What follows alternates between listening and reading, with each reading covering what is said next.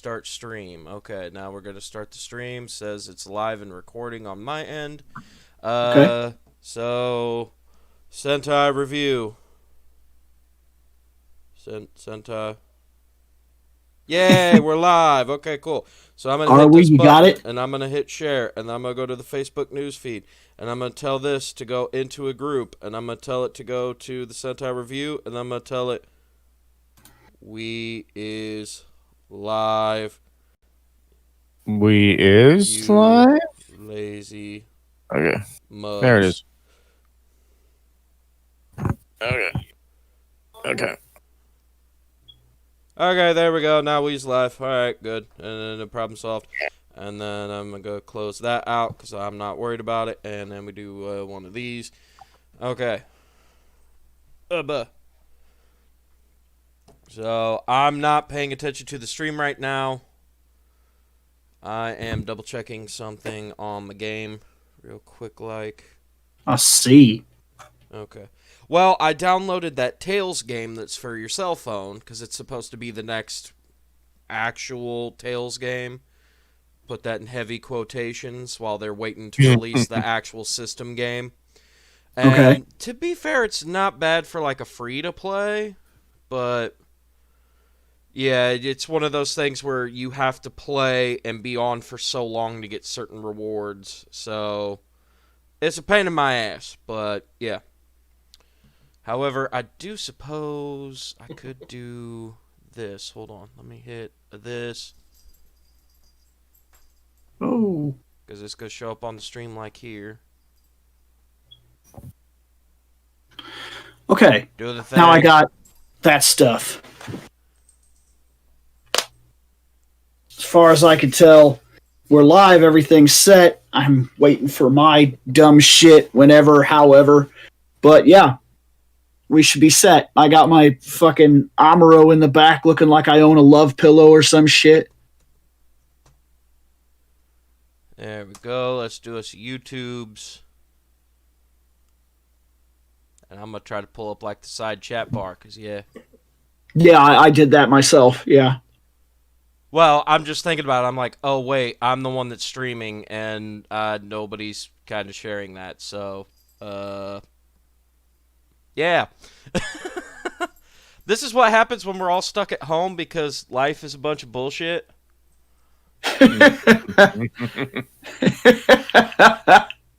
Boo. Shit.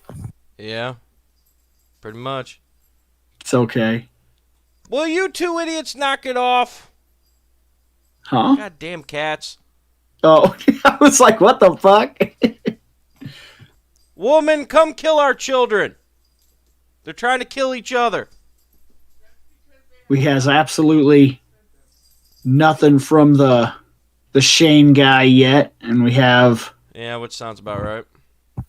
Looks And like then a no on the neck. Nick had mentioned, but I thought he'd said that he wasn't going to make it, and then last night he sounded like he was going to make it. So I don't know what's going on with that. Unless he's still sleeping. I don't know. To be fair, it took me a little while to actually, I don't know, get to doing shit. And Click those dots on top of the chat. Yep, and then pop No, out. no, the dots. Whoops. Okay, hold on. It's Yeah. thinking.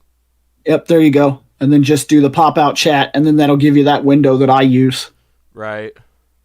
Then you could put that where your YouTube shit is. Shut up, ad blocker. I don't give a fuck. And of course now my internet is all fucking bogged down because fucking there we go. Okay. Okay. Because I'm trying to run the stream and do the thing and all the stuff. Okay, there we go. That's better. Okay. I'm going to close that out so it doesn't interrupt me. I'm going to close this out so it doesn't interrupt me. Yep. And while we're still killing time waiting for Shane to get here and figuring out if a Nick is coming, yeah, I guess it's time for story time with Uncle Sario. Story time. Live with video for fucking once. So you can see my fat ass and know it's my fat ass actually fucking talking and going, Oh yeah, that dumb guy who sounds like he's a moron. He actually is fat. Okay. So, well, it's because unfortunately our fans still do not have the ability to discern my voice Yeah. from your voice and Scott's voice and Shane's voice and Nick's voice and our Yeah, disembodied voice. We've been requested a couple times to actually get this face cam thing that we're doing right now to get a face cam working. And right now, I'm completely in the process of rebuilding this room that we use. Next weekend, so that means I have 1 week to do this. One grueling fucking week to take Thanksgiving week every single. No, I've got 1 week. 1 week to do this.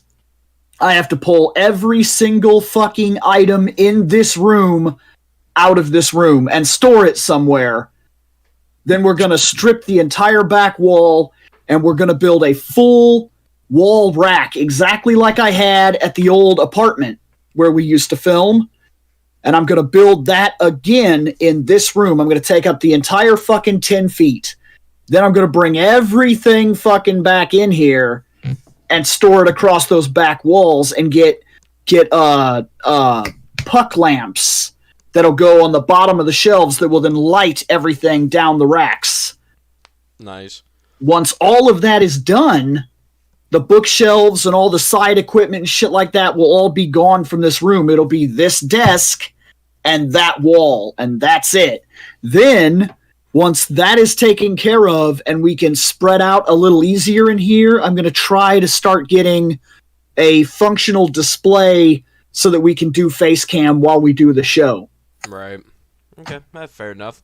Well, according to a Shane of the McCree types, Yeah, Discord isn't working, so he's out.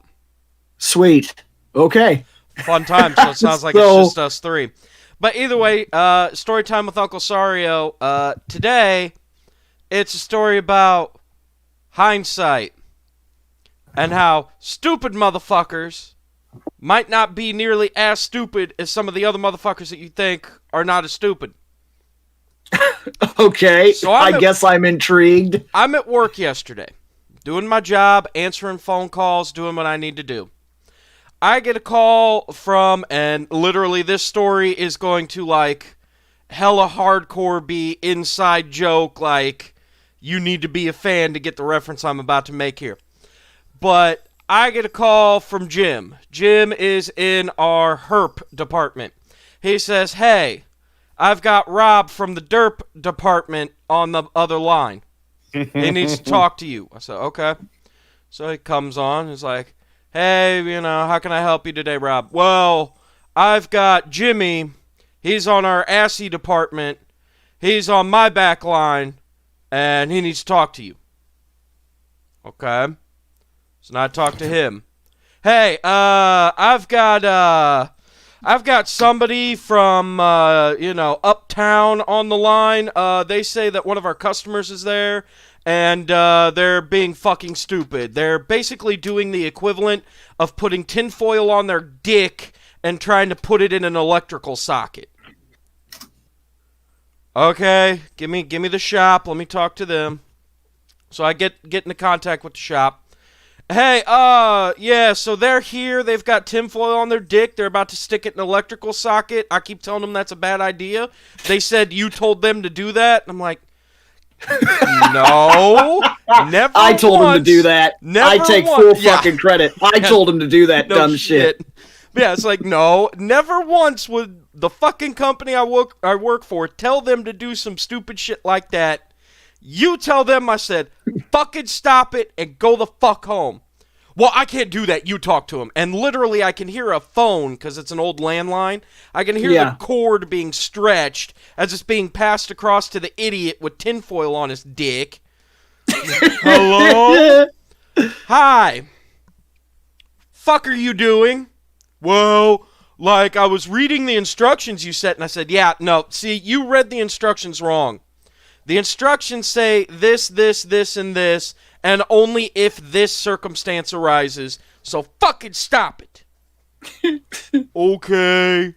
I got it now. I understand.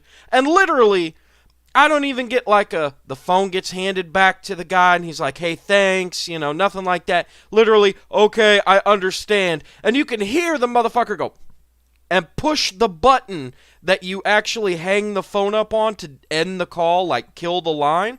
Like, you can just hear that thunk of him hitting the plastic to end the call, and I'm like, wow, you guys are a bunch of fucking morons. And then later on, after I'm done bitching about this stupid motherfucker that put tinfoil on his dick and tried to stick it in an electrical socket, I realized that's just about as bad as the fact that I had to talk to somebody from my herp department, my derp department, my assy department. Going, yeah, we're herp derp assy. To fucking get some shit figured out. I'm like, you were literally told that the motherfucker says he's got tinfoil on his cock and he's sticking it in an electrical socket. What part of that didn't register that you need to fucking say no, stop it, and not even get him to me? That's problem one. Problem two is, why the fuck did you leave motherfuckers on hold for more than likely 20 goddamn minutes to finally get from A to B to C to D to finally motherfucking me, where I say, you all are dummies. You fucking stupid. I ought to slap you. But it's too late now. I can't do it. So again, everybody is fucking stupid. It's what we all need to learn, is everyone is fucking dumb. Some people are just dumber than others. And herp derp assy is just as bad as putting tinfoil on your dick and sticking it in an electrical socket. I see. All right, we've killed time. We're at 15. All right, so round the room. Well, the Sentai Review, episode 231. Yep. Because there's a title on the episode, but there's no real title. This is us prepping for the break. We usually take the December month off. That's to get all of our holiday shit and everything out of the way. Now, normally we stay gone a little bit longer. We're coming back early this year. We're going to take December like normal to get all our family shit done and yada yada and all the Christmas and everything. But we're coming back as early in January as we can, because this time the only person I know of that would be going to the con is Scott.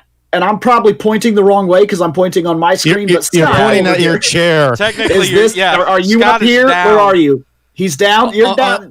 On YouTube, I'm down. Okay, Scott down here is the motherfucker that's going to the con. Yeah. See the name? If it's still going on.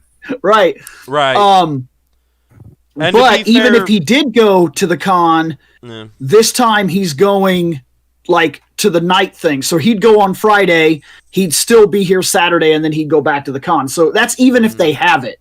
So that's fine. Right. Yeah, and we're almost certain that's the biggest question. Yeah, and we're almost certain it's not going to happen because Nick has even said he actually started working and volunteering as part of the staff for the con. So that way then he basically gets like a free pass and he can hang out and kind of see people and do stuff still.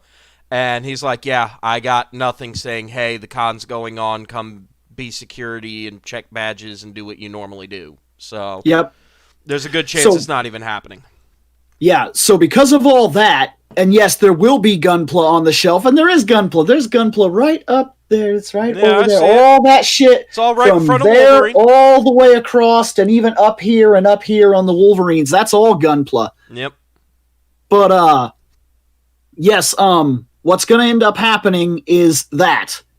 So we're coming back as early in January this time. Normally, we don't get back till a little while after, like in the middle of January, easily. So we'll be back earlier than normal, but this is the cast to talk about the fact that we're taking a break, what to expect as we come back, what we need to work on, what worked here, and field questions from the chat as we go today, because that's really what this is just trying to figure out our shit. Right.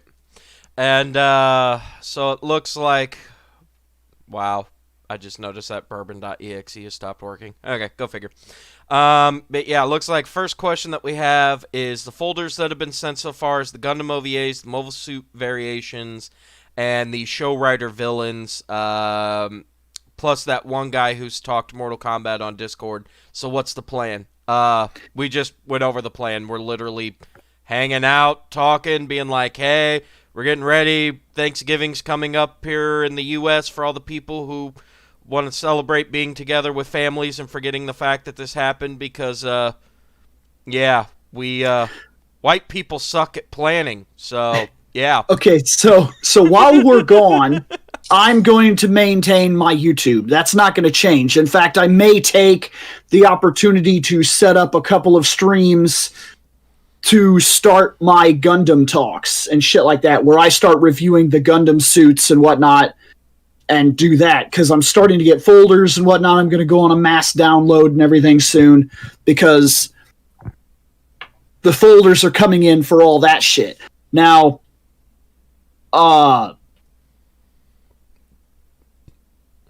in terms of when we, because I'm gonna I'm gonna stay active.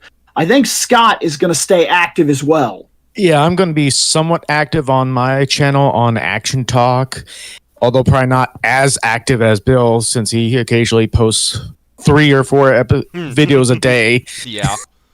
Oh yeah. If I'm lucky, I get 1 or 2 a week. On top of me still working on Ruxpin Abridged. If you have any interest in that, I'll go ahead and I'll plug it here regardless. You can talk to me on Twitter. I'm at Reploid Bill. You can still find me on the Facebook, and of course, Fandom with Reploid Bill is the YouTube. That's where I'll be. That's where I will be active during the break. Yeah, you can find me on Twitter as well. I think I'm just under Scott Jackson, or Scott Jackson 79 or something like that. I forgot. I use like Scott J79 on a lot of stuff. So I don't know if it's under that too, but you can probably find me on Twitter as well, and I'll probably be posting on the Facebooks, the Twitter, YouTubes. Nope. I know I'll be on Twitter. I usually don't post a lot, but it's just at Sentai, at Sario Sentai. Be on the Facebooks as well. And with all of the bullshit that's been going on with my life, because to be fair, Grandma died, a couple weeks back. My girl's great aunt died a few days ago. It's not been fun for either of us, and we've kind of been a little bit at each other's throats because all the COVID stuff being stuck at home. So, after the other day when our disembodied voice was like, hey, I got new internet shit and blah, blah, blah, and I was like, yeah, I'm paying like $100 a month for this here, like, streamers package for, Twitch streaming and shit and doing up all that, where I'm going to be live streaming games, and let me fix that there. And almost never like live stream into games to do anything, but I'm paying the money for it. As soon as that came out of my mouth and I put it in the chat, I was like, wait a minute. I'm paying money for shit I'm not using. Fuck it. So I'm thinking while we're on break, I might take the time. I don't have a schedule yet, and more than likely, it'll probably end up being on Facebook. I'm not sure, or not Facebook, on YouTube. Because I'm not sure whether it'd be easier just to start it up on YouTube or jump over to Twitch. But I might start streaming and doing Sario Says again. Like I said, I'm not sure what days it's going to be or anything. But yeah, to be fair, my YouTube is literally just my name. In fact, there you go, chat. Up. Just give it time. We'll see if it works. He's having some sort of technical difficulty. I'm surprised he tried a second time, in all honesty. Right. I'm wondering if he finally switched over to his computer instead of his phone, though. No clue. He's probably trying a couple different things. Just if it works, it works. If not, but yeah. So the chance that you could bring Sario Says back, that's actually a good thing. Keep you active and everything like that. So, big thing that we have to determine. I heard something. He's kind of coming through. I forgot. This is Shane. Hold on. Let me turn him up a bit. Do you think like 160 is good? What? There we go. All right, talk, Shane. Hold on. Okay, yeah, 160 will boost your audio enough where you can keep up with the rest of us loud fucks. All right, well, I fixed the problem. Okay, Did what ya? was your problem? My problem is Discord sucks. I don't know. It's worked fine for me every single day. Yep. It's trash, so. Well, Let's it's continue. working. Here I am, working. Let's Look do at this. it. Look at it working. I'm not going to get into a fucking argument. Let's just do it. He has learned. It's a Christmas miracle. I'm irritated and I don't want to fucking get into an argument. So let's continue to do this fucking episode. But Or I but will fucking Shane, drop out. we like arguing. I don't want to argue right now. Let's But try we to. like it. It's funny that we're arguing about not arguing right I now. know that's the point. Because I love you, buddy. Good for you. No, okay, one of the things we have to talk about, because we have to figure this out, with the series reviews that we're doing, because we're doing The Lost Galaxy, we're getting about 3 episodes at a time per episode, okay? Now, here's the thing. There's a way to fix this and still stay live. What we could do, because we kind of had a discussion about this, and though we ran in circles, we did come up with something in the midst of running in circles.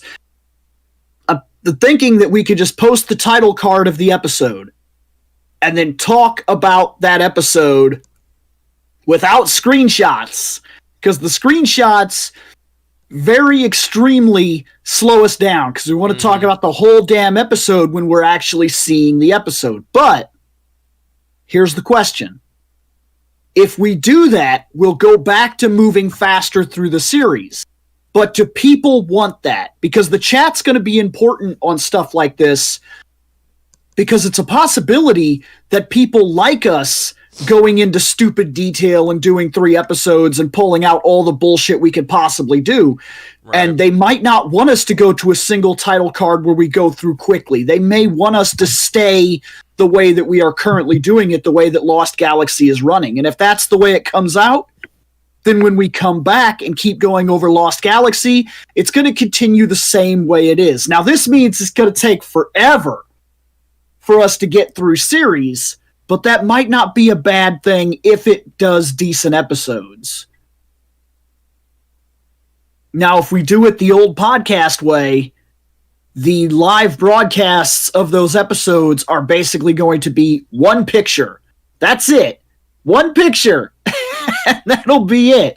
So I'm going to try to watch the stream as the chat and things like that as we talk today, but I will post a vote on the Sentai Review Facebook page, a poll to try to get exact numbers of where people want us to take this, because we have to figure it out. Like, we're trying new things. Going live was a new thing, and it changed certain aspects of the way that we were discussing things like episodes, and we're feeling it now.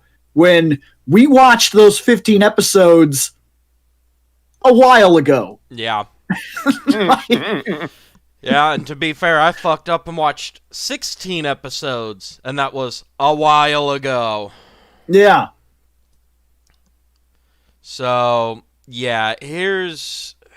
Like I said, the only thing that I thought of that we might be able to do is if you guys are wanting, like, a whole crap ton of photos, because of the way that we record the episodes, we could set it up, like, dual screen somehow. I'm not sure how we would do it. We've had the idea in the works to set up the recording room where there's going to be, like, Bill's monitor and then, like, another monitor up mounted to the wall. That way then, like, Nick and Shane, who usually sit in, like, the corner over here, they'll see actually a lot be able better. to see better, yeah. And they'll kind of know what's going on. So what my idea was is if we redo the room and we get everything set up and we do the second monitor idea, we could set the recording. Yes, I see your future chair. Boop. But we could set up the we could set up the recording to be on the second screen. Have the second screen do just like a slideshow of all the random bullshit. Like here's the random pictures of each and every single episode, and turn that motherfucker off. Like literally turn it off, and then let to hit that the chat run. hit the chat real quick. Take pictures of the important points you discuss. Not possible. Not possible, because we don't discuss it before the episode. Everything we do is live. It's unscripted. It's as unscripted as what we're doing right here. None of the jokes are planned. None of the conversations are planned. None of the battles that we have with each other are planned. It just happens. We're just literally fucking 5 guys hanging out in a room talking Power Rangers and shit like that. Here's how unscripted it is. That's my washing machine. You enjoy my washing machine? Back to Power Rangers. Like, literally, whatever the fuck happens. Like, we don't script this shit. He's right. Like, I've got my laser pointer right here. Every now and again, if you watch me going over and looking this way, that's because I'm staring at my cats going, get the dot. It's because of that we can't just take, because we thought about that. When I very first said that we were going live, we were like, okay, let's get like 4 or 5 pictures that we know we're going to discuss. But then there came a problem very quickly where it was like, hey, somebody send the things you want to talk about. Send the things you want to talk about. Or keep your own folders and we'll go over them. And we tried that for the first episode and it worked okay. Then we just got screenshots and we said, if it's a shitty episode, we'll just click through the screenshots real quick. Well, we were wrong. It didn't turn out that way. Because having the screenshots gave us ammunition to attack every fucking episode. Yeah. And that was not our intention. Now, it just fucking happened. To be fair, the only good thing that came out of the screenshots is we did realize just how much they Winstoned the fuck out of Damon. Yeah, because you notice it when you're taking the screenshots. Right. And we take relatively, in a 22-minute episode, we have about a screenshot a minute. Uh-huh. That's relatively about the way that it's been captured so far, is about every minute there's a screen cap. And we're noticing that he ain't in none of them. Right. He's in maybe like 5% of it, so he gets like 4 minutes per episode, and that's fucking it.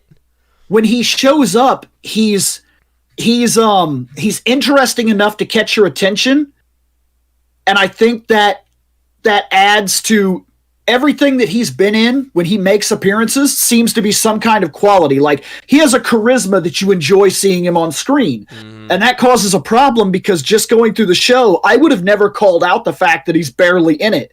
I didn't realize it until we started getting screenshots, and I was like, where the fuck is he? He's never fucking here. But that's because every time I did see him, I was like, oh. Mm-hmm. Right. So in terms of that, yes, sometimes it's cool, but otherwise, yeah, it's literally got us to a crawl. So, like I said, that was my thought, is maybe put the pictures on another screen, turn that motherfucker off, and then put chat on, like, the screen that we can stare at while we're talking and doing what we need to and go from there. But, like I said, that's kind of a lot of circumstantial shit, like making sure we have 2 monitors and making sure there's another thing I could works, do. But if Scott kept getting the pictures like he's been doing, right? So, because Scott's already doing what he's doing, and Scott's got all these pictures and shit. So let's say he was still getting them. What we could do is that, so we can't focus on a picture, we set the computer to run a slideshow. Mm-hmm. So it just flips through the images. Yep. Every 5-10 seconds, it'll flip an image, and we don't have the power to stop it. So we'll just talk about the fucking episode because we won't be stopping to laugh at that guy's face or some other dumb shit. And if we bring something up, it'll be because we remember it, and we're just bringing it up like we did. Because the way we used to do this was we'd trap ourselves in a room, and we just look at each other, basically. Yep. And we talk about the series. Dun, dun, dun, dun. Fucking. Actually, we would hold the case of whatever series we were talking about. And we'd be like, episode 10, this dumb shit.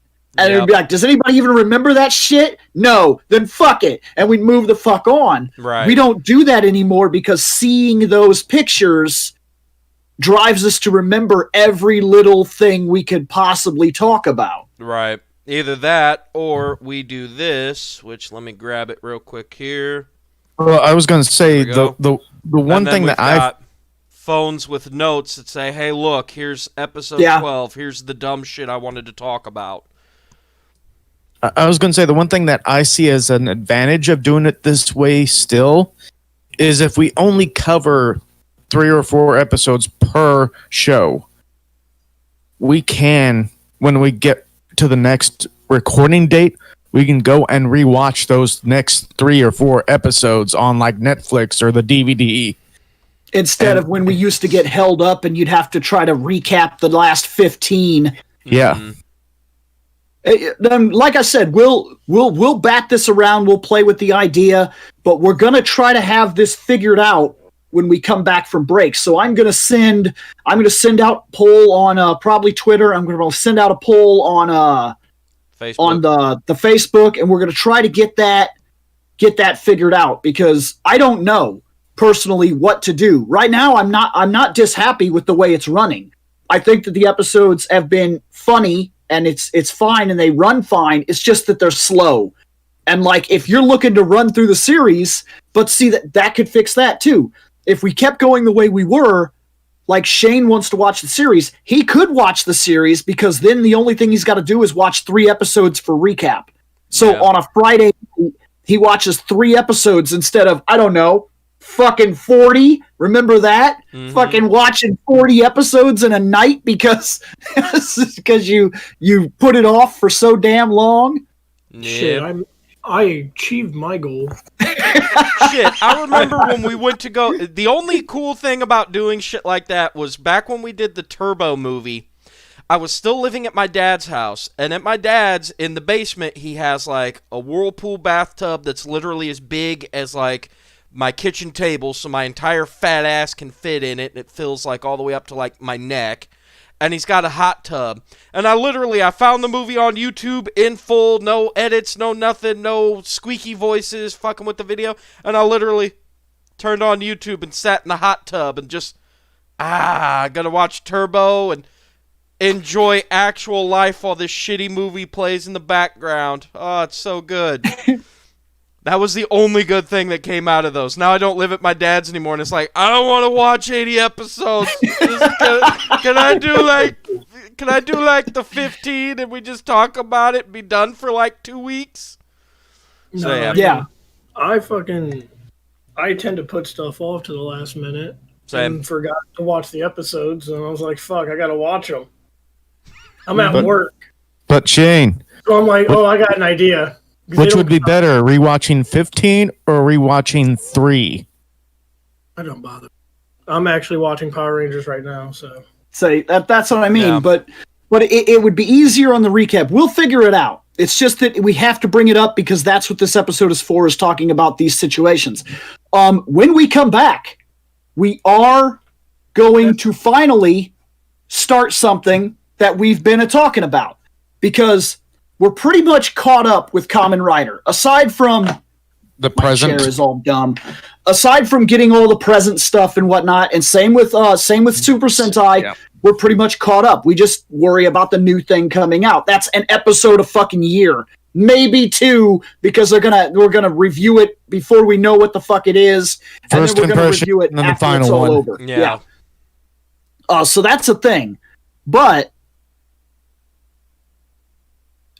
in terms of that, we're gonna finally add a new folder.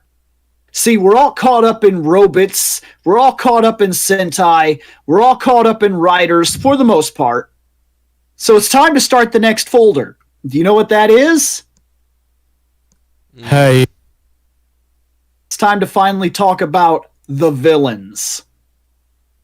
So we got to get those folders, and we'll get that shit set up, because when we come back, we're finally going to dive into, is that a cool guy, a cool bad guy, or does that guy look fucking dumb and nobody would be afraid of him anyway? Yep. And currently we have folders for Kamen Rider bad guys, not Dude. Sentai ones so far. It's fine. You gotta stop when you do that. You sound like we're going to commercial. And when we come back, When we come back, with the way he's saying it, I'm And waiting. we'll after find out these messages, after these messages. He's done it 3 times. I'm thinking, are we going to commercial? look, gotta I pee. know how to handle. Brand new, old, pre-used, pre-owned, pre-done with fucking crayons. Come get your pre-used crayons. $39.95. Come get a used crayon. $39.95. All right, Crazy Sario's fucking crayon world. Come down, get some crayons.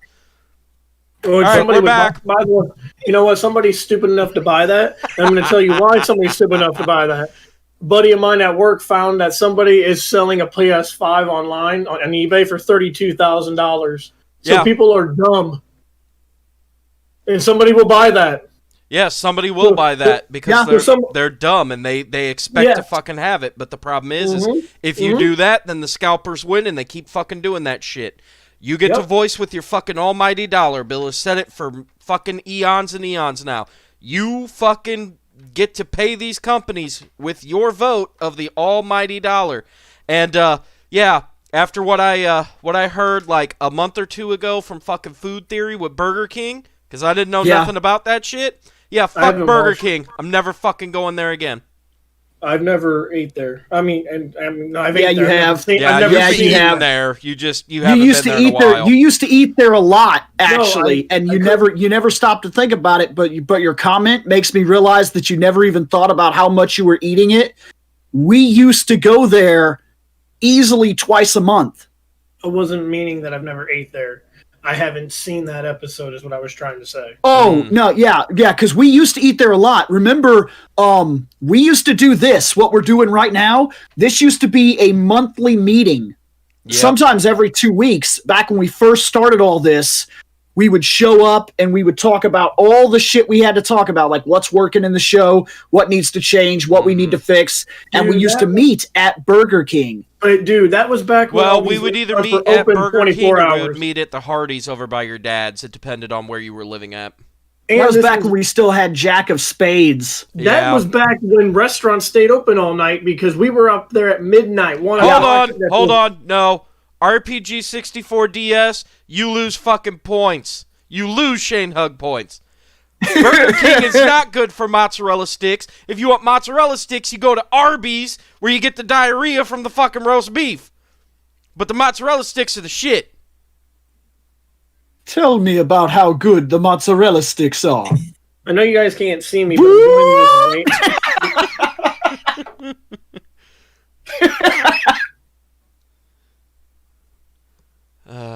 this, okay, sorry. When it comes to fast food, you got to trust the fat fuck. I guess I can't argue with that trail of logic. I guess I do. Technically, you watched a video that told you not to eat there. So technically, no. What I did he was right.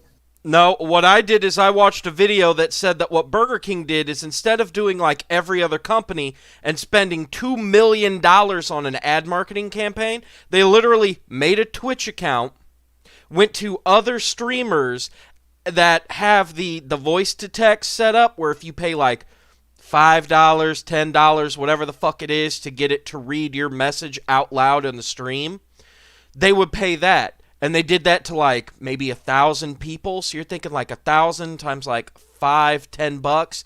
We'll just say it's $10 at the max. They basically took a $2 million ad budget and spent like $10,000.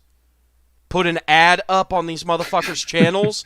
And literally because Twitch has a fucking thing within its terms of service that states you cannot do any promotional activity without first, talking about it at the beginning. It's like YouTube. You have to put up a big banner. This video contains an ad for some shit so I can get money and pay my fucking bills.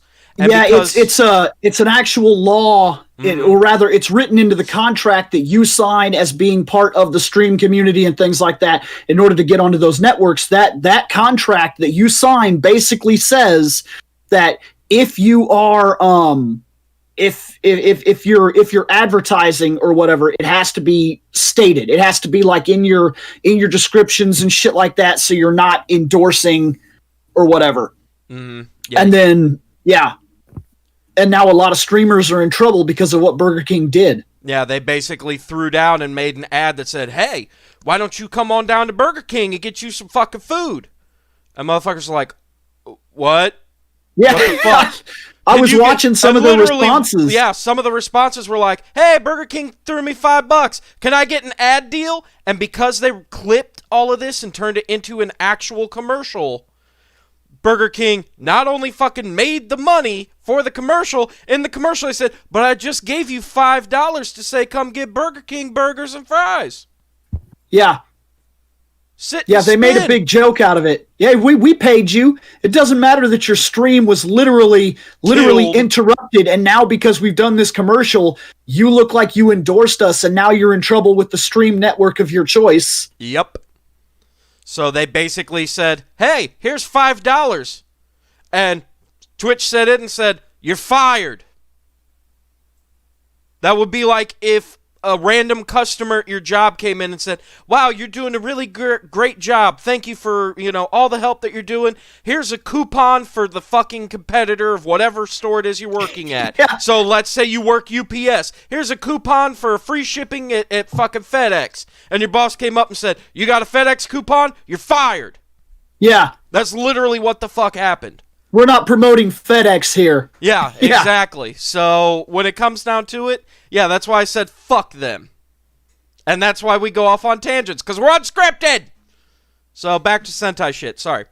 I was gonna say you guys are going off on Burger King. I'm waiting for the McDonald's to get the McRibs back.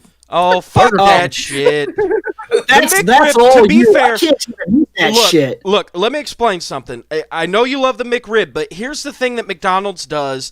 It's what every company does. They basically purposely take something that they know people are going to want, and they say, we're going to give that to you once every couple of years. And the reason why they do that is fake supply and demand, so they could say, oh, the McRib, it's going to be $10 per sandwich this year. And motherfuckers will still line up around the block to fucking get one.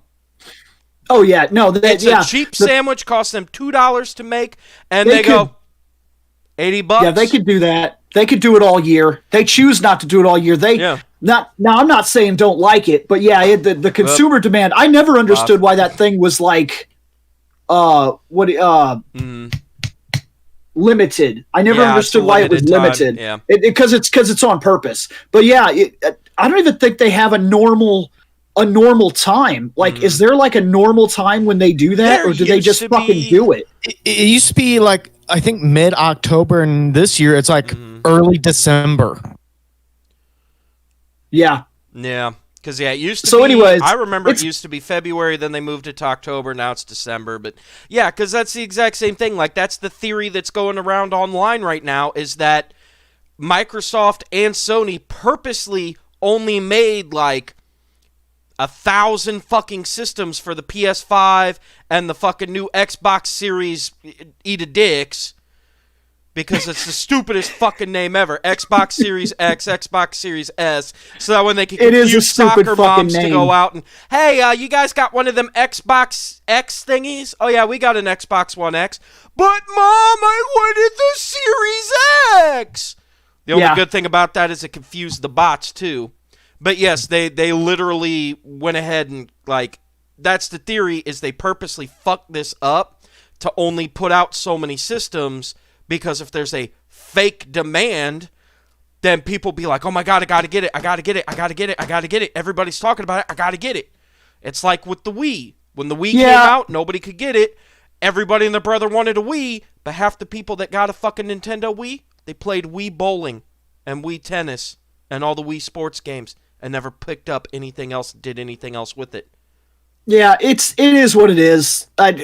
I agree. I think they play around a little too much with creating false demand, but it's a market trick that's been proven to work. Mm-hmm. So we know we've got to figure out the series. We know when we come back, we're doing villains. We know we're coming back early January. Mm-hmm. Is there? We could also restart tackling the Ultramen. Yeah. It's true. We left him in the dust. We were doing that, and then we just stopped. So we need to refocus to bring Ultraman back into circulation so we can finish some of that shit, because we haven't touched it for a long time. Yeah. Yeah, it's true. And then I'm also getting more live action of our superheroes folders. Yeah. Yeah, but I think we're going to cut through those faster than you think. There's only so many heroes. Well, I know that's why it's kind of easy to find the early stuff. Cause I don't have any interest in talking about certain heroes that have appeared on film, like Steel, because there's only one. He appears once. Yeah, that's we don't. not. Yeah, no. We don't give a fuck. Or like, do you want to talk about Mantis? Yeah. Yeah. Do you, Shane? Do you want to talk about Mantis? Yes, I would. Okay, that's your episode then. I mean, to be fair, if we do something like that where it's like, hey, here are the heroes that only showed up once and it was in the fucking 70s and it sucked because everybody was snorting coke and thinking they had the greatest idea ever. I mean, I wouldn't be surprised. I wouldn't be one-off. surprised if we do end up doing random shit like that. Right. But I'm just saying, I think that our heroes will cut through them a little quicker than most anything else because, like, cinema here for some reason, like it's funny about that shit. Like, there's Batman, he's got a lot of shit. Superman, he's got a lot of shit. I'm going to be starting on the folders for a live action superhero team we don't want to cover. What? Fanforstic. Well, we're going to talk about the Fantastic Four, but look, that's only two. Yeah. No, that's three. Yeah. Three. We got to talk about three teams. Yeah, and to be fair, yeah, because it's Three teams. movies. There's the one in the 90s, there's the one in the 2000s, and there's that awful fucking one that has Doom Guy in it. Yeah, Mhm. because the first and second are the exact same team and the exact same everything. The suits might No, change, that's but- technically the second and third. The Yeah. first was an unreleased movie prototype Yep. that Oh, then snuck its way yeah. into the con circuits and got passed around to everybody. Yeah, I forgot about And that. No, boy, you're right. is it special. Fair enough. Oh, well. But yeah, there's all that crap that we got to do. What else is on the docket? Shane, what else is on the list? It might be important to debate something. Damn it, I was trying to get Shane to talk. He's been fucking quiet. We left behind, like, and I get that we only have so much time in our lives. Okay, that's the truth of it. We're fucking busy, and we all have fucking full-time jobs, and we don't know in terms of forcing and things like that. Like I'm fucking forced Monday, so even my job is getting weird again. Where now they're starting to force me for weird shit. We all Like- also have expiration dates, as we will all die one day. Well, you do. I mean, yeah. I just change my name every 30 or so years so nobody catches on to the fact that I'm not aging. But anyways, that's your problem. Nah. We have to figure out Just don't get stuck on a rebar. rebar. Nah. You know, like a certain Dean did. But no, and yes, that's another thing. I just saw it in the chat. We are going to rate the morphers. That's a folder that we absolutely need because we got to talk about dumb karate hand.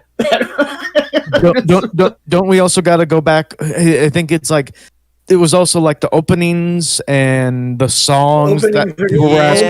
Openings are- They've been asking for that for a long time. I want to do it, but we have had strikes against our channel for unmoving pictures of the fucking Ninja Turtles. Yeah. Of So- the worst Ninja Turtles. And here's the thing that blows my mind. I see online every day, you could go on fucking YouTube right now and you can watch every single intro in its entirety in a giant fucking hour and a half long fucking video. And that guy's not fucking flagged. Yeah. Why do we get fucking flagged? You know that Henshin or Morph has been taken down 5 times? Yep. 5 times they have taken that down, and I have had to send in one of those fucking requests to get it back up. Mm-hmm. And then they tried to take down the next mutation. Really? Of all the fucking shit that you could have fucking complained about, you chose to draw attention to fucking next mutation? Leave it alone. That's our shitty show. That's our shitty show. And to be fair, we don't make any money off of it. You motherfuckers do. Especially true. since if you actually read the new terms of service update for YouTube, if you're not a part of their fucking maker program, YouTube's going to put ads on your fucking video anyway, so they get more money. Yeah, And if because you are now a part there's of the a maker program, They're going to take money away from you, but they're at least doing it good because they're going to put it in a tax account for you. So they're actually going to take away taxes. I was curious how this was going to end up because I had debated in order to put money into the show, monetizing, not like big fucking things, but there'd be a preview at the very beginning and the very end of the video. I don't like, it drives me fucking crazy when you're in the middle of a fucking video and it's like every 15 fucking seconds, they're like, oh, motherfucking ad, a motherfucking ad, motherfucking ad. Like, I'm tired of that. I hate that. It makes me hate your fucking show. You want to watch that video? Watch me first. And here's the other shitty thing though. You can't escape it because I've had people be like, well, just get an ad blocker. I'm like, no, you can't, because then you go watch something like Doug Walker and he has a commercial and a little advertisement at the beginning of his video, which is part of his video. Then he stops in the middle of his video to do an actual ad. Then he goes to the end of the video and brings his shit back up. So like now they're getting to the point where they're just adding the actual advertisements into the actual videos, and you can't escape it if you want to. Yeah. Right. Like, So I want to avoid that. Yeah, and I purposely pay like the subscription fee. It's like $12 a month or whatever to get the YouTube premium, so I get the YouTube music and YouTube movies and all the other bullshit. And I'm like, yeah, okay, cool. And then you get like game theory and film theory and that with Matt Pat, where he's like, hey, by the way, we're doing a fucking advertisement for our merch in the very beginning of the thing, so come get our merch. All right, And then in the that middle, goes to sometimes. you. And then And in then the middle, hey, sometimes don't forget to come get our merch. Yeah. And I'm like, motherfucker, I know it. You need money. You got bills to pay. You got a kid to feed. You need the money. Come get the merch. I get it. Calm down. Hey, by the way, if you like that here's video, the don't thing. forget to come get the merch. I'm like, motherfucker. A good portion of the time, they're not even advertising their own merch. Like, if we advertised our own merch, that would not irritate me, unless we got really fucking stupid about it. Right. But, like, if we just said, hey, guys, there's shirts, whatever, Right. that does not bother me at all. But what kills me when you is go when to, these- like, AVGN and he's got, like, hey, by the way, I'm fucking advertising for a wallet company, and here's an advertisement for a cell phone game, and don't forget to come on down and do this. In one video recently, he started the video by saying, come buy alcohol. Yep. Then in the middle of the video, he said, there's these metal wallets. Then towards the end of the video, he went off again and started talking about something else. It was a cell phone game, like use my code. And I was like, 3 fucking times? Yep. So you can't escape it. You can't escape it. And that's the reason I've been very careful about not doing shit like that with this show. But it would be nice to be able to get something coming into it that we could put back into the show and actually work the show up. Like, we could it's a small thing, but it really is a big thing.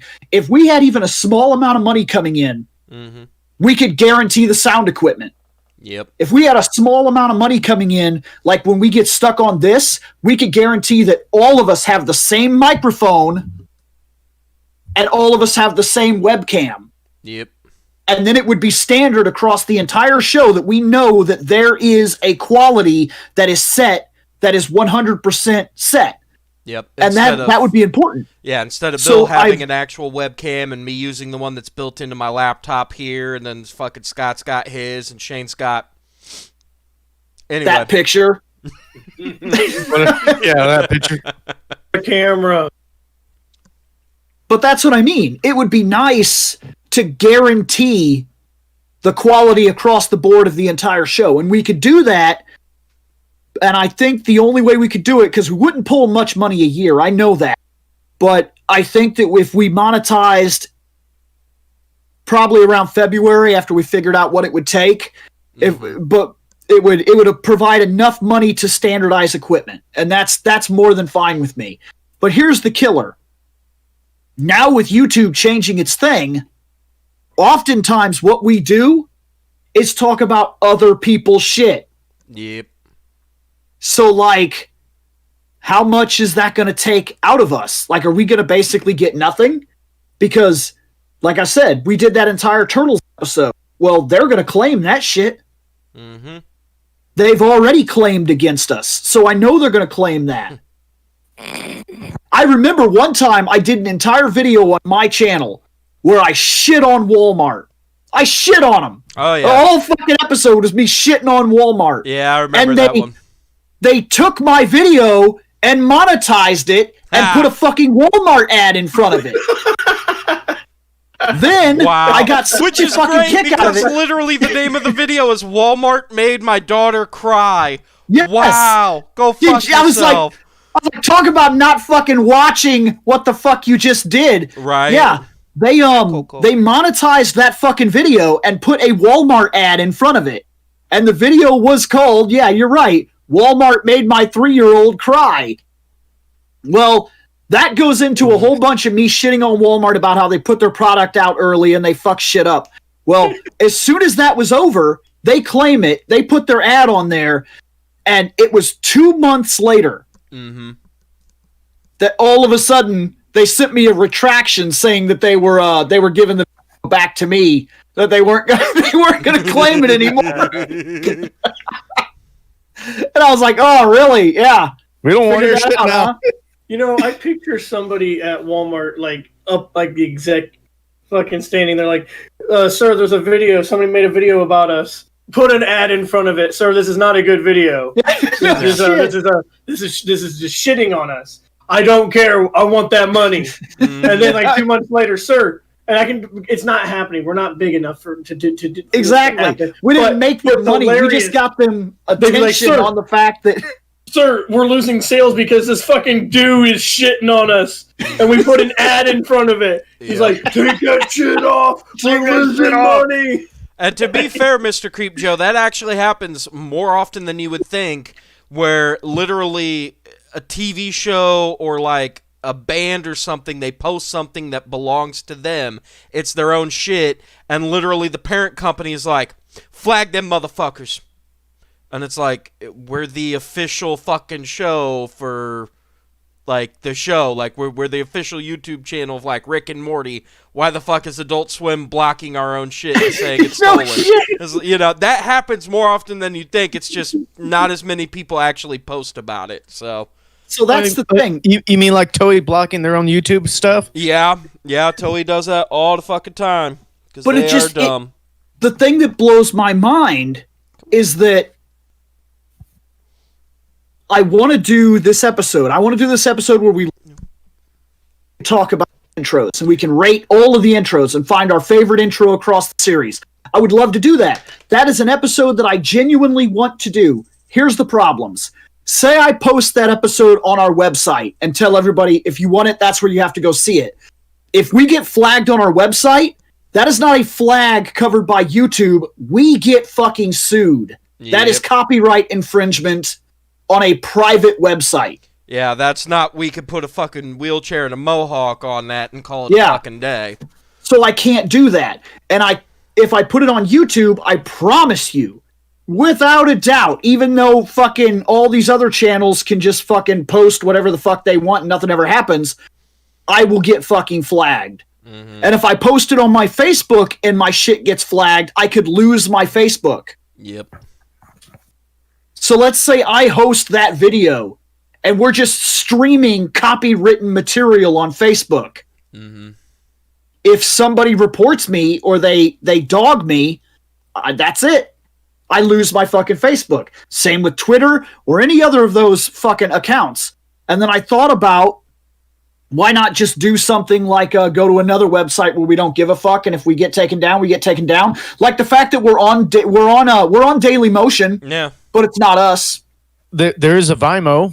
I did create a Vimo for us, Yeah, but we're on- there's not we're enough room on- for everything. We're on Daily Motion.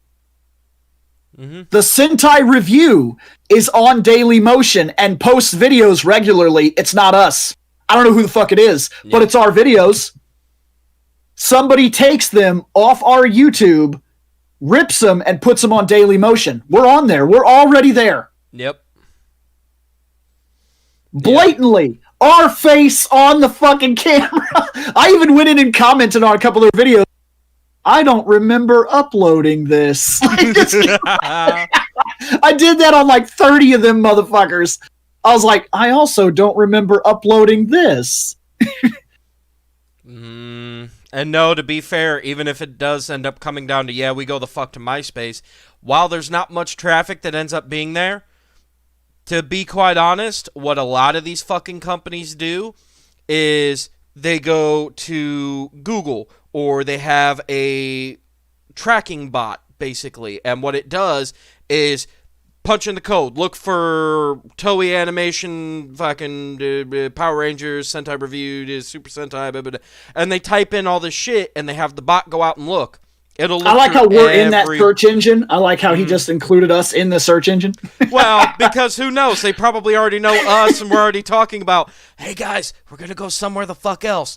It's gonna be super hush hush. Shh, don't tell nobody. We're gonna go deep. Now here's so another. They can't get us. But there is one thing I thought about doing. One thing I thought about once we monetize, holding certain private episodes. Kind of like how Patreon episodes, you can get away with shit like that on a higher thing because only people that are specifically paying for content or people that you know, like, you can let into that episode. But I don't want to do that. But I don't know. I don't know what to do. I want to do that episode. I don't know how to do it without getting flagged. Right. Because it's going to be a lot of, and then I was suggested, well, why don't you play like 10 seconds of the song? Because then next thing you know, the law changes, and instead of it being 10 seconds is fine, now it's only 5, and then... Well, poof. Here's my thing. It seems ridiculous, but sometimes people that find us, we are their gateway into this shit that they've never seen. Yeah. Like, they know a basic of what they like, and then we open them up to all this other dog shit that's out there. Mm. Sometimes it's cool, and sometimes we're sorry we had to show you that. Like, yeah. Yeah, I still and remember so, Ball and Cup Zord. So while I think we could get away with the 10-second hooks, it doesn't give you an exact idea of the episode. And since we're doing live episodes now, that episode would almost have to be recorded because we would have to post the 10 seconds for the episode, but we would actually have to listen to the whole thing and then come back and talk about it. Mm-hmm.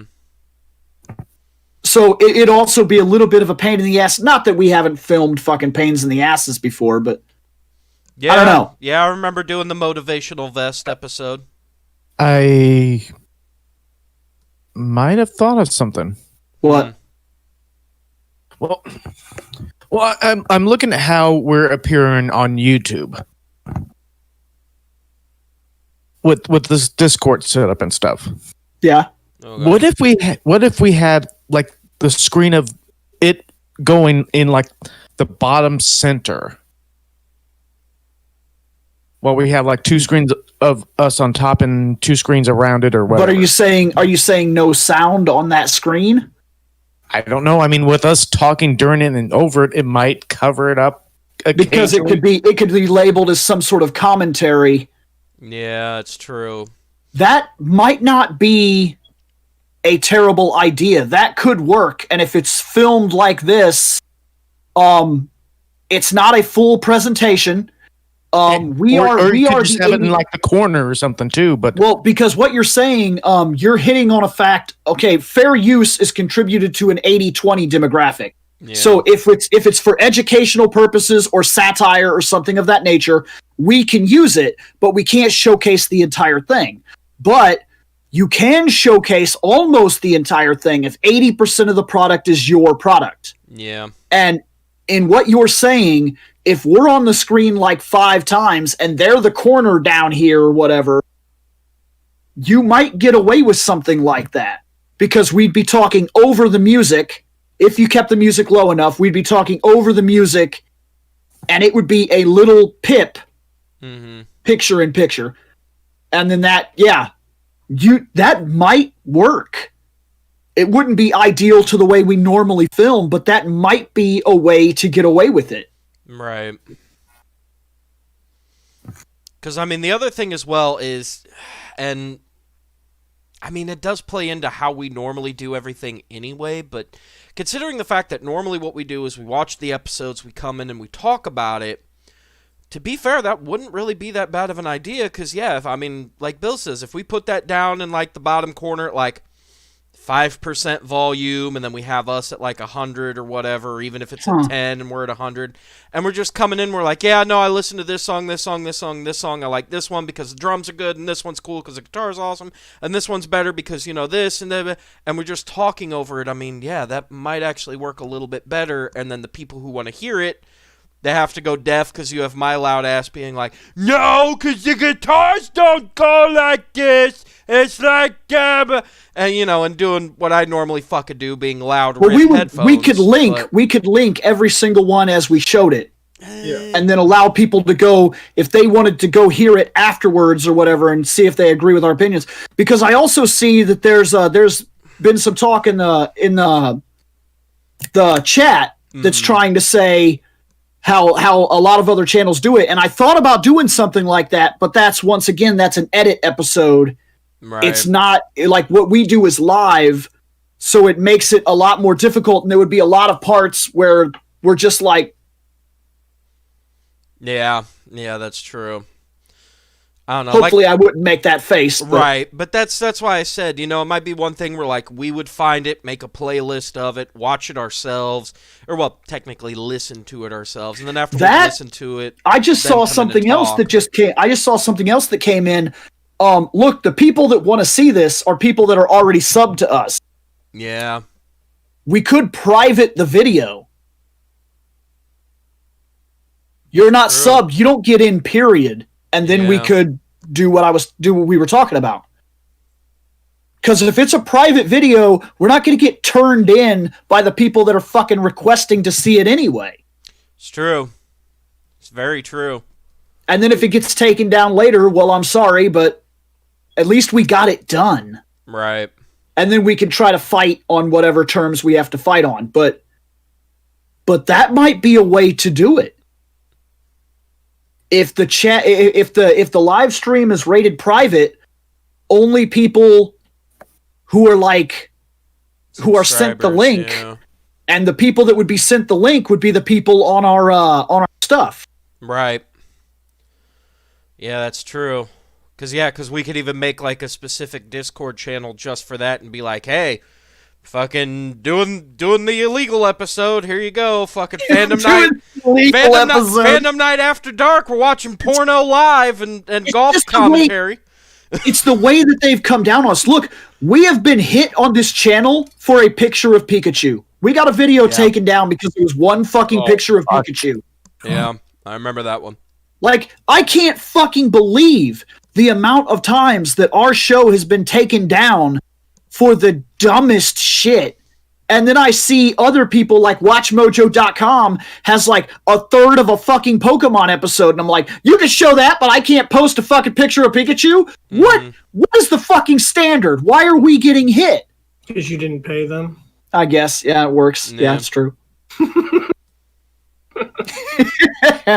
That's the reason. Wrong. They probably have to pay for that. They're like, you want to use this in your episode? Give us money. But yeah, definitely something that we're piecing together, and it's something I want to do. I want to do that episode.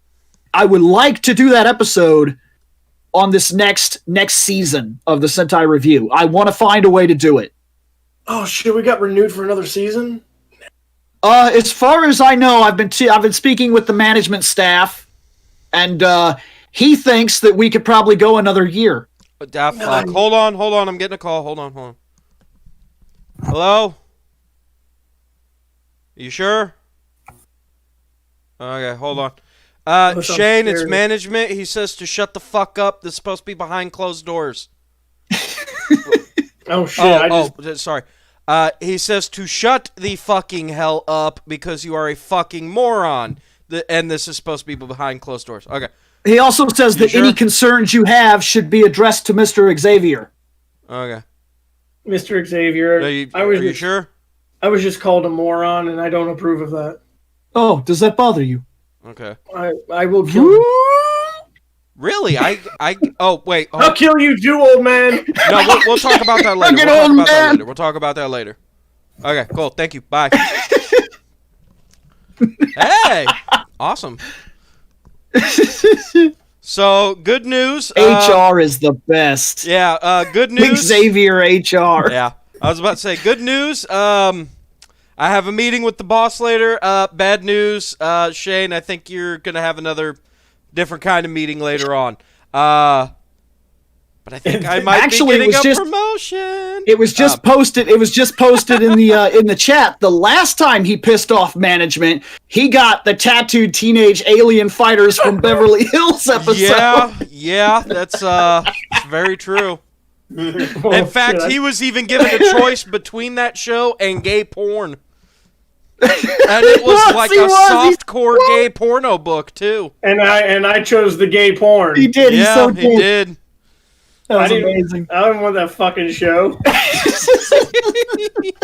It's so No. good. No, I'm gonna be That's honest. amazing. No, I've pissed management off a lot of things. I've had a lot that I didn't want to do. Yeah, Well, yeah. I'm just saying. Every time he has to fucking fly away from you,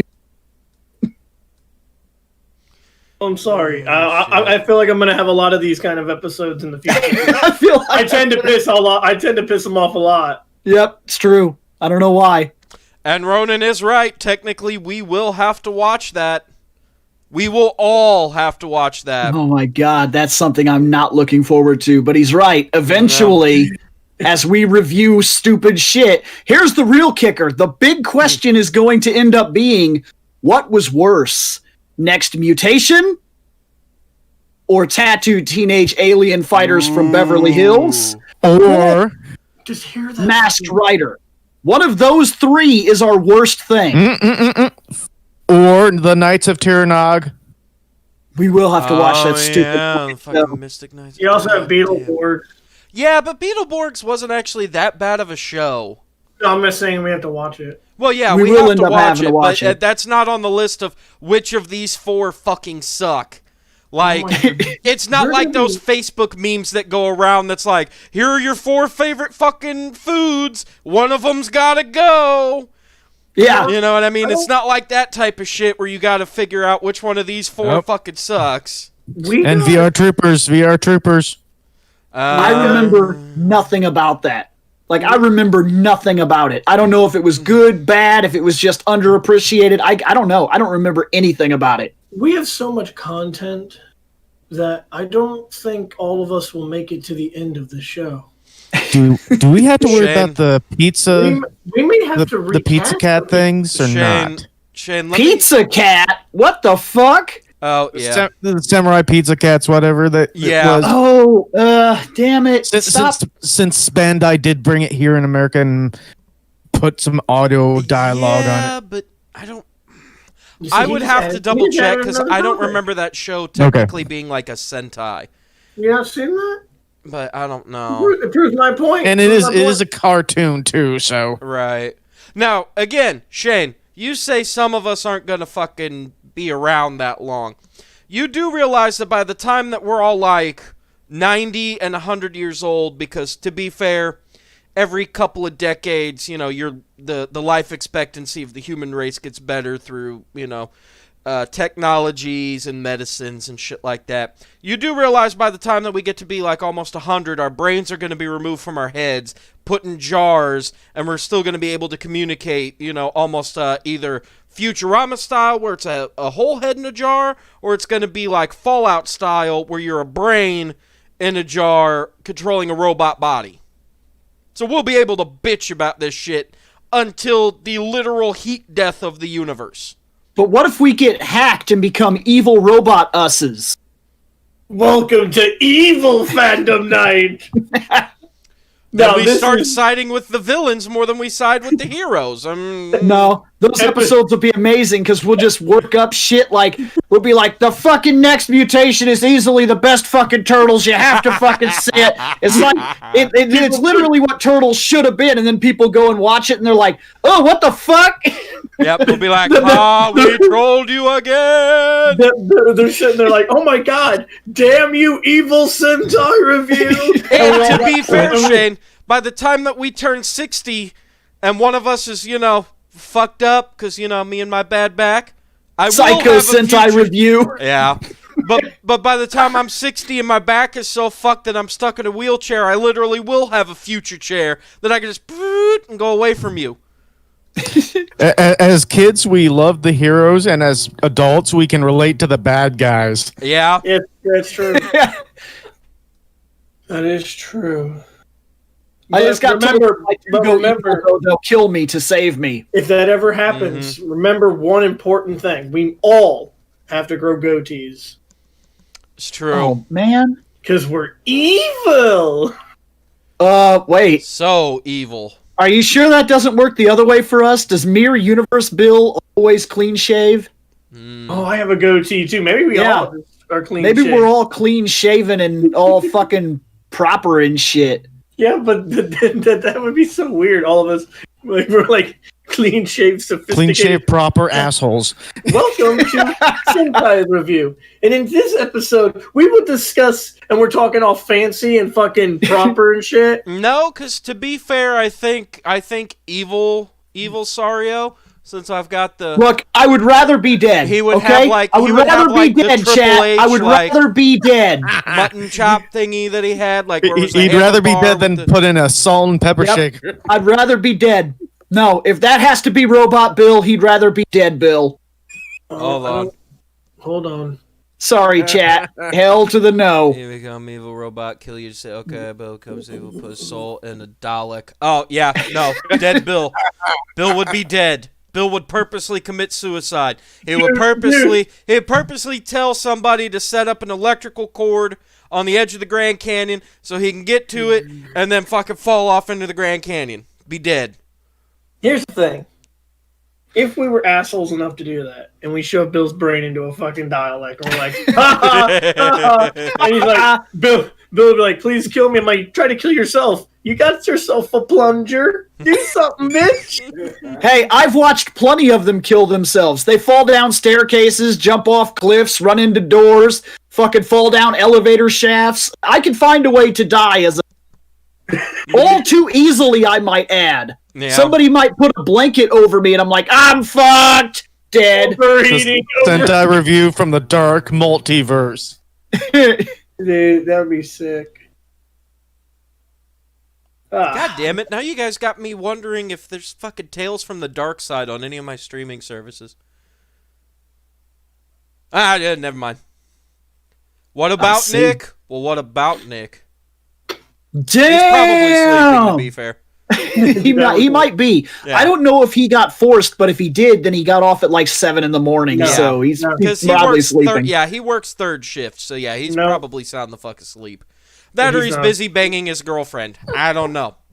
They had he told me that they had somewhere else to be today. Fair enough. Okay. To be fair, I have other things that I need to be doing today, like moving from here, the like 6 feet to that chair that's over there that you guys can't see that's all fucked up because I broke it the other day in a temper tantrum I threw, but that's another story for Not another that- time. Not that this And I has need to watch any... Animaniacs. Whatever idea he did have, I don't know what changed, because I remember last week he did say he wasn't going to make it, but then yesterday he said he was going to make it, like literally last night, and then after that, he also told me that his lady is staying with a friend, and so he's going to be bored, and then if I don't have anything to do, I should call him and invite him over. So, like...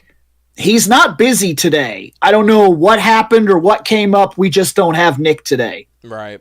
Which, again, like I said, it happens, and I was just being a smartass just to be a bit of a smartass, but yeah, I mean, not the end of the world. And no, Jeremy is not off being an evil robot, to be fair. Jeremy works third shift and has 2 daughters that are, yeah. If Jeremy dies and we have to make Robot Jeremy, he's just going to be a speaker. Because he's already the disembodied voice anyway. It's true. He's just be a speaker in the corner. Yep. Be like Charlie's Angels up in this bitch. Hello, knights. Hello, Knights. Yeah, I'm no here to shit. give you your mission for the day. Let me guess, watch a shitty fucking show like fucking Tattooed Teenage. How did you know? motherfucker. Damn And then you! if Greg dies and we have to make him a machine, he'll become a processing unit that like somehow runs the show, but is never actually a part of it in any way whatsoever. Yep. No, he'll be in the ATM. No, no, because I've paid for the web space quite a few times with him. Oh, okay. Yeah. So he does. He's been utilized as kind of like a producer many times, but he has very little to do with the show now, other than keeping the website up. Yeah. Because like if something happens, whether I helped him pay or whether he paid, if something happens, he's the one that talks to their service department. Yep. And that's pretty much what he does. Hey, I want the website for this show. I have no fucking clue what they do. I don't even know what Pretty they much. do. But I want this shit. What, little girl? What? Yes, I know. Sorry, cat's being a pain in the ass.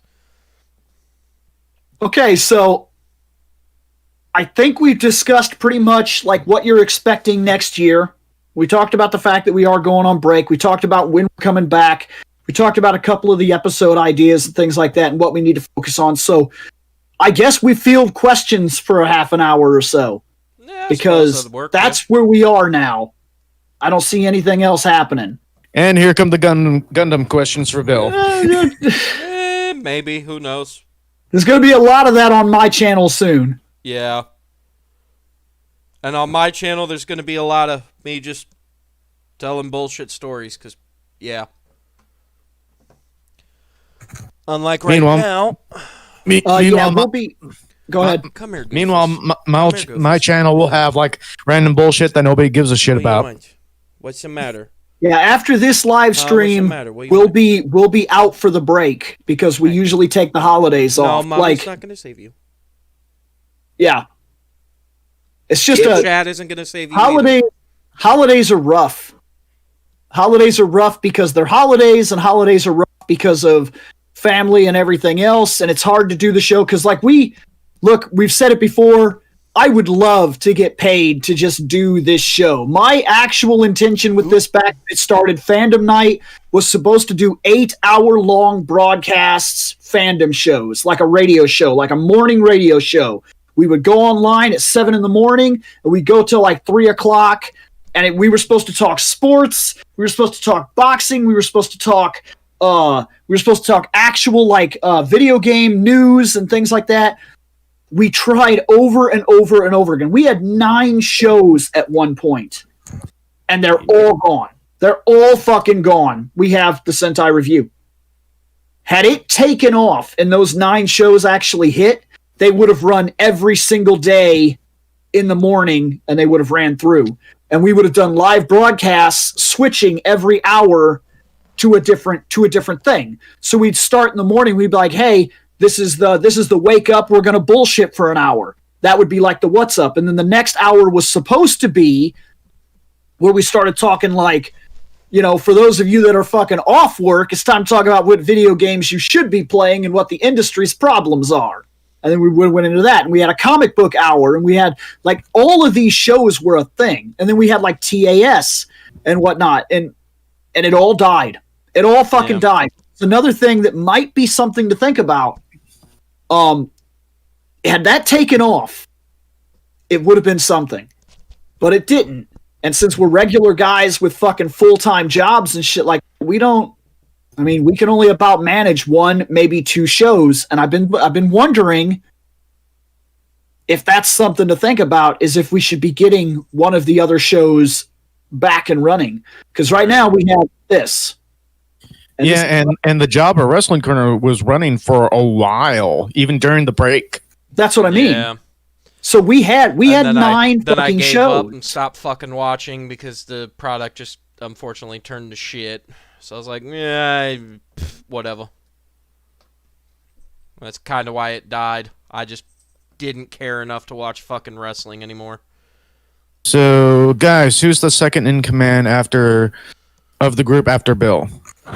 Whoa, that was a question? Yeah, that was a question in here. Wouldn't that kind of be a toss-up between me and Seth? Usually, yes, because no offense to 'Cause Shane or Nick, to be fair, they normally show up and just do, personality stuff. Like, their usually, voices on the right. yeah, Usually, you're right. like, Scott does all, like, some of the heavy lifting, like picking up, the pictures and getting all the shit ready. And then normally I do all the stuff like coming into this program here, which I'm going to pull up real quick Well, because nothing's going to show. you're also the one that handles all the podcast postings and shit like that. Oh, no, that's literally what I was about to do. It's just being a pain in the neck. It doesn't want to fucking load. But yeah, I come in here and I say, hey, let me connect to this here server. Here you go. Let me update this. Let me log into that. Okay, there you go. Here's the new episode. And then I come in and I go, new episode's up. Fucking watch it. If you didn't watch the stream already. Because there are people who want the podcast only. Yeah, there are. We still get that. We still get that often where people, like I've gotten emails once or twice by people that's all they do is they listen to the podcast. Mm-hmm.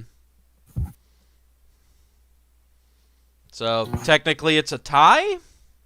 I don't know if there's a post today. I'm surprised that my people haven't shown up.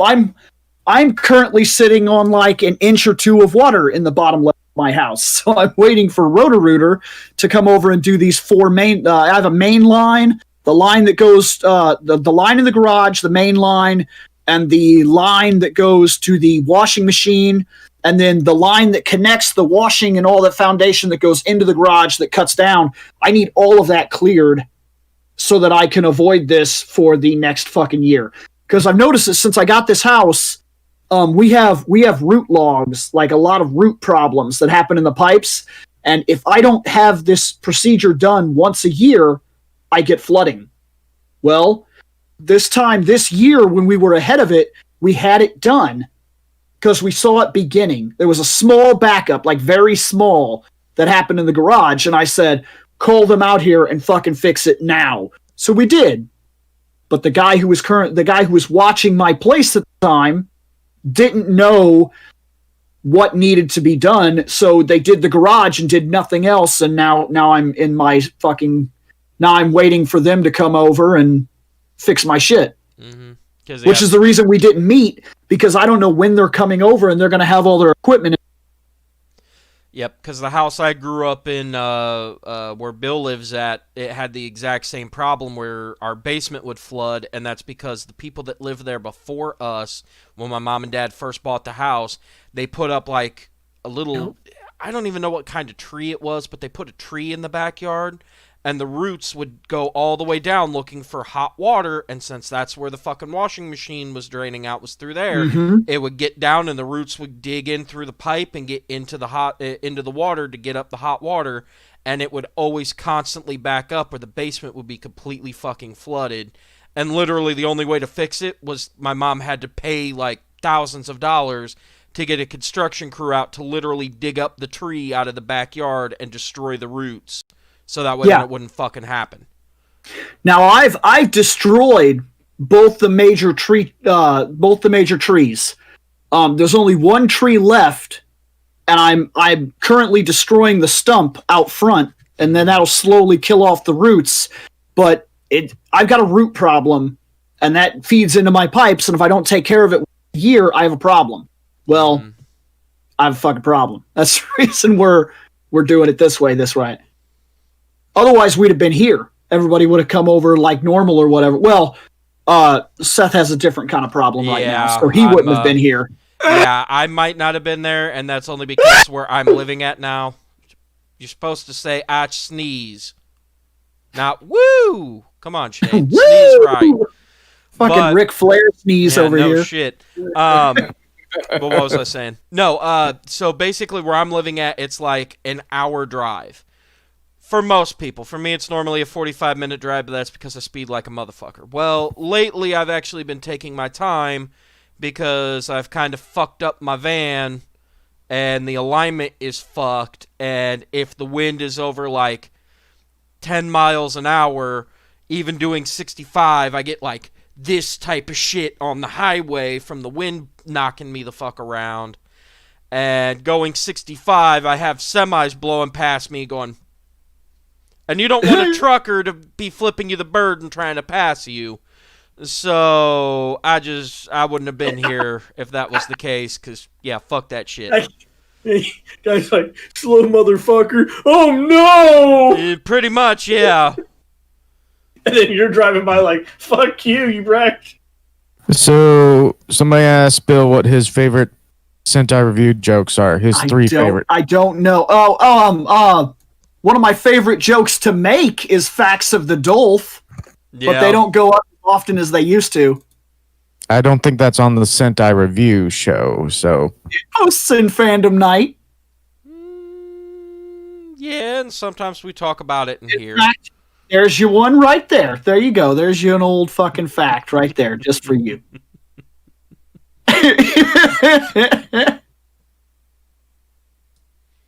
It has to deal with a foot race that the Dolph had a couple years back.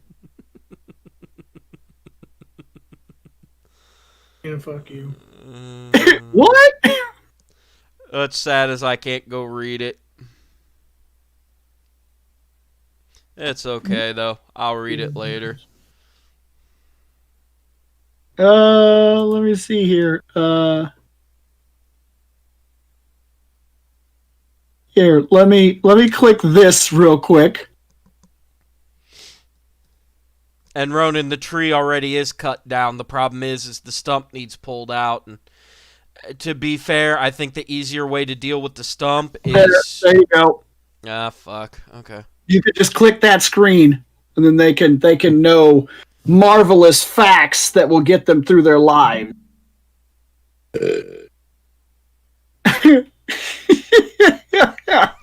Nice.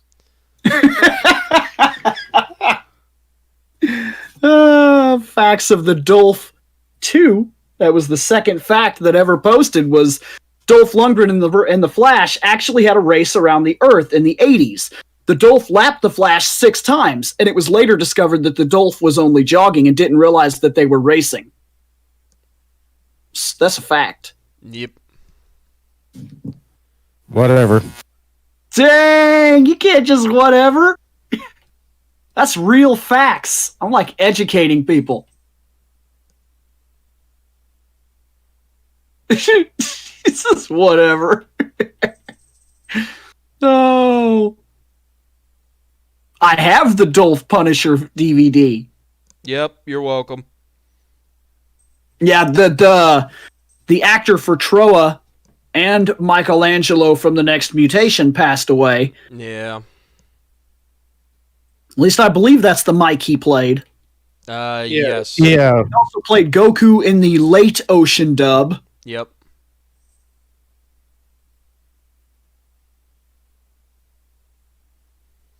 Yeah, I want to say he did something else, but for some reason it escapes me, and I knew it was something where I saw it and I was like, oh shit.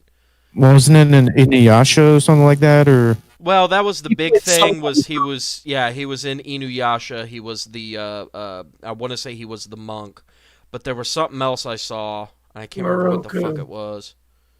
The monk's name is Moroku. No, the ultimate Daizujin is Dolph yeah. Lundgren in a Megazord costume, so of course Dolph Lundgren. But Yeah. then we have to argue that maybe Dolph Lundgren can't win that fight because Dolph is so great that he can't even defeat his own greatness. True. What a conundrum. It would be yeah. It would basically be one of those never-ending battle type of situations. Yeah, he was Cyclops in X-Men That's Evolution. what it was. See, I knew there was something. Oh, yeah.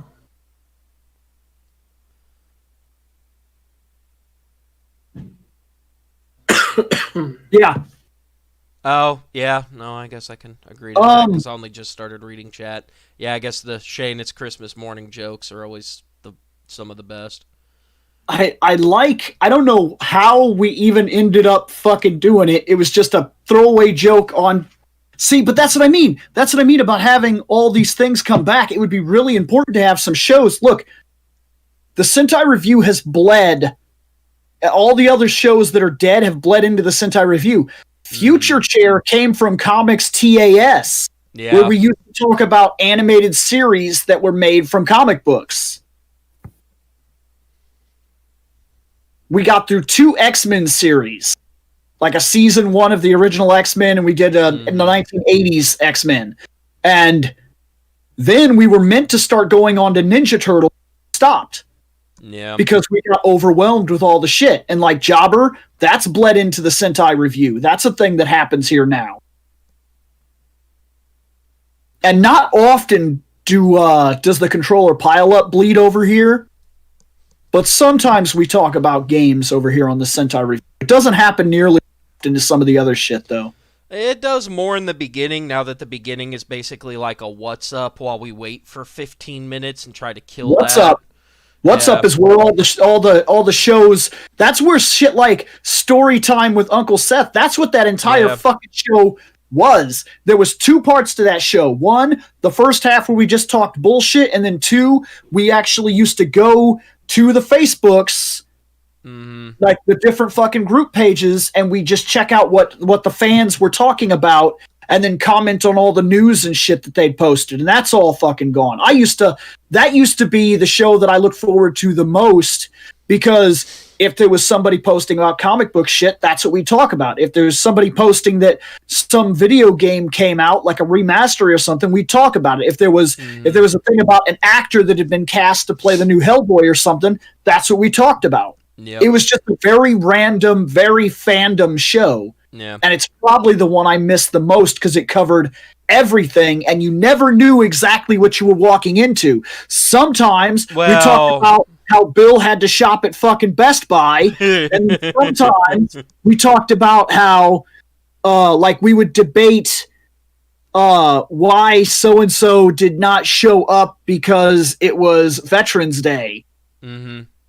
We would also spend every single episode, which is the only thing that you could guarantee, we'd spend every single episode devoting like 5-10 minutes to giving Shane shit because he would go out and buy the newest game, and he had like a collection of about 40-50 games at the end of every year where he'd played like 60% of the game at most, like 4 or 5 hours or something, anywhere between there, and then he'd stop to move on to the next game.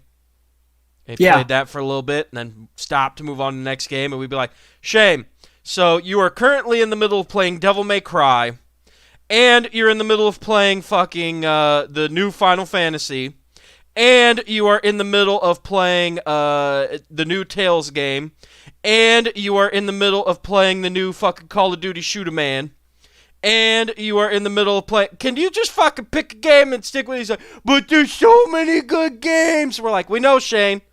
Pick a game and play the game all the way. Well, but I gotta keep up with the next game. No, Shane. That's a show that died that I wish hadn't died, but it never even got off the ground because people got pissy, and I still don't understand what that was about. I really don't understand why people were mad, because now Shane is doing exactly what I asked people to do in that series. We had the Legacy of Gaming, and the point was to be a social experiment where at the start of the year we would keep track of every single game we bought, the amount of money it cost us, and then we would talk about when we were done playing it.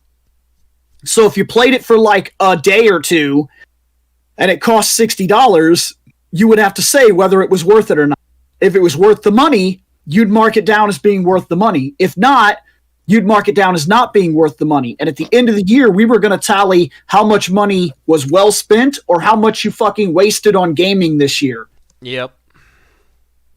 And we were also going to talk about your defeat list, the games that you beat that you got this year, or just beat in general, and the games that you started and you're not gonna be finishing that game. Like, the whole point was to analyze our gaming methods inside of our hobbies and kind of talk about the kind of gaming year we had. Because sometimes you don't know. Sometimes you don't play a game. Like, I'm just now, after all this time, on Steam, playing the remake of Final Fantasy VI.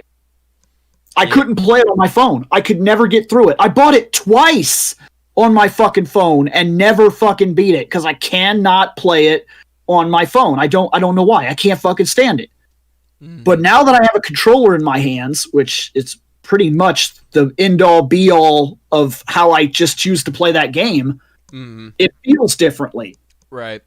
Whereas and for now me, I'm almost to Kefka. I'm almost to the World of Ruin.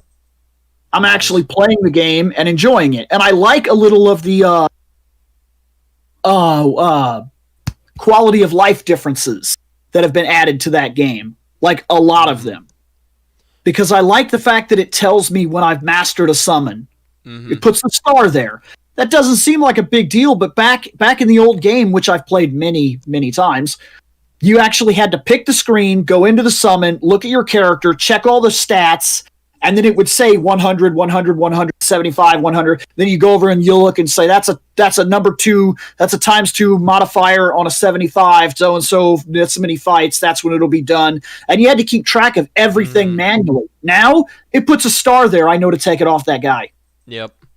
Well, you can still do it manually, though, because there are some characters, some of the summons, where the Magicite will give you, like, a better multiplier. So you'll be like, okay, I got, like, 75% on Bio, and it's only, like, a 2 times multiplier, but if I go and I fucking equip this dumb pig, then when I put on the dumb pig, it's a 5 times multiplier, so I'll be done with it faster. Put on the dumb pig.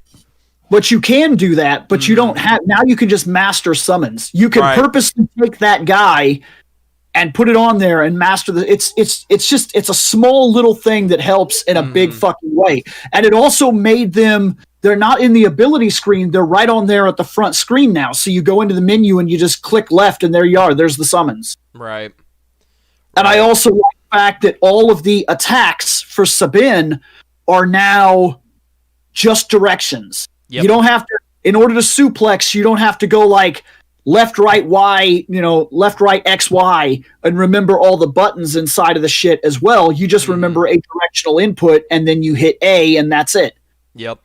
That's a big deal. I like that Kine actually has something that's really fucking cool where now all I have to do is pick the sword technique I want him to do. 1, 2, 3, 4, 5, 6, 7, 8. I don't have to wait for that stupid bar to show up at the bottom of the screen and move across and tell me I can pick 1 now, 2 now, 3 now, 4 now. I'm done with that. Yep. I just tell him I want to do 6. Click, I'm done. It'll do the wait time for me at that point. Those are big achievements in that game that make the game more playable and more accessible than it was before. And I can complain about certain things, yes. I don't like that they went back to using character portraits that are not fucking right. Stop it! Like, you see Celeste's character portrait, and she's got these big, long, yellow gloves that are, like, tied and laced here, and this yellow bodysuit, and she's throwing her hair back, and she's got all these, like, earrings and shit that are coming off of her, and her eyes are closed, and she's all like, I'm fucking beautiful. And I'm like, okay, that's great, but it's not fucking right. And then every time she talks, it brings up that fucking image, and I'm looking down at the sprite, and I'm looking at the character portrait, and the portrait isn't fucking right. And now I have to see it all the time. It's not just in the select screen. Right. Where Ben used to look like a lion man, but he never actually looked like a lion man. Right. Those little things are things that we used to talk about all the time in the game podcast, and now we don't have a gaming podcast. Right. Which is kind of like with me. Like, I bought Doom, and I love the fuck out of the new Doom. Except for when I broke my fucking controller and couldn't game on the fucking PlayStation for like 4 or 5 months until I finally got up off my ass and got a new controller. And then I've been gaming on the fucking PlayStation again until I said, you know what, let me download Doom, whatever, I want to fuck around with it for some reason. I want to play Doom. So I downloaded it. Oh, hey, DLC. Fuck yeah, let me get that. Let me play that. And then the other fucking day, I broke my chair. I fucked up my headphone for, like, the right earbud on my fucking headphone because I threw my phone across the room. And I pretty much spiked my controller to a point where it's not broken, but it is a little fucked up, and once again, it's from goddamn Doom! And the reason being is because the new goddamn Doom, they didn't actually make it challenging. They didn't actually make it, like, any form of anything. All they did is they literally pulled the Zap Brannigan school of fucking video game design. I'm going to say into wave after wave after wave after wave of enemy, and If you can't handle it, deal with it. And I know some people are going to be like, well, then just lower the difficulty. Get good, bitch. To be fair, I'm playing it on Hurt Me Plenty, which is normal. If I lower the difficulty to, I'm a fucking sissy baby, fucking punch me in the face and kill me. Like, okay, I could do that and beat the level, but then I feel like a fucking piece of garbage because I know I can beat it. I know what the fuck it's doing. It's just a matter of, because it's wave after wave after wave after wave after wave after wave after wave, and I know I gotta kill this guy, and then I gotta go kill this guy, and I know he's gonna spawn here, so I gotta kill that guy there, because if I don't get to that guy there, then I'm fucked. Okay, I know the strategy, and then when it comes to the execution, all of a sudden the game bugs out, and one big dude pushes me into a corner with like 6 little small bitches, and I'm like, can I get the fuck out of here, please? And No. yeah, exactly. Hannah literally watched me do it the other night. She's like, why are you... And she watched me do it like 3 times in a row before I finally just threw a temper tantrum and kicked the shit out of the fucking leg rest of my chair and broke the leg rest of my chair where now I can't actually put the legs up. And she's like, okay, all right, no, I get that. It's 10 o'clock. Let's just go to bed. And I'm like, I don't want to go to bed. I want to fucking bitch about this because I want to break a chair. She's like, I want to fucking bitch about this. and we just go to bed. Exactly what I'm getting at. There used to be an outlet for that kind of shit because we used to have a podcast to come in and bitch about dumb, shitty game shit. Uh-huh.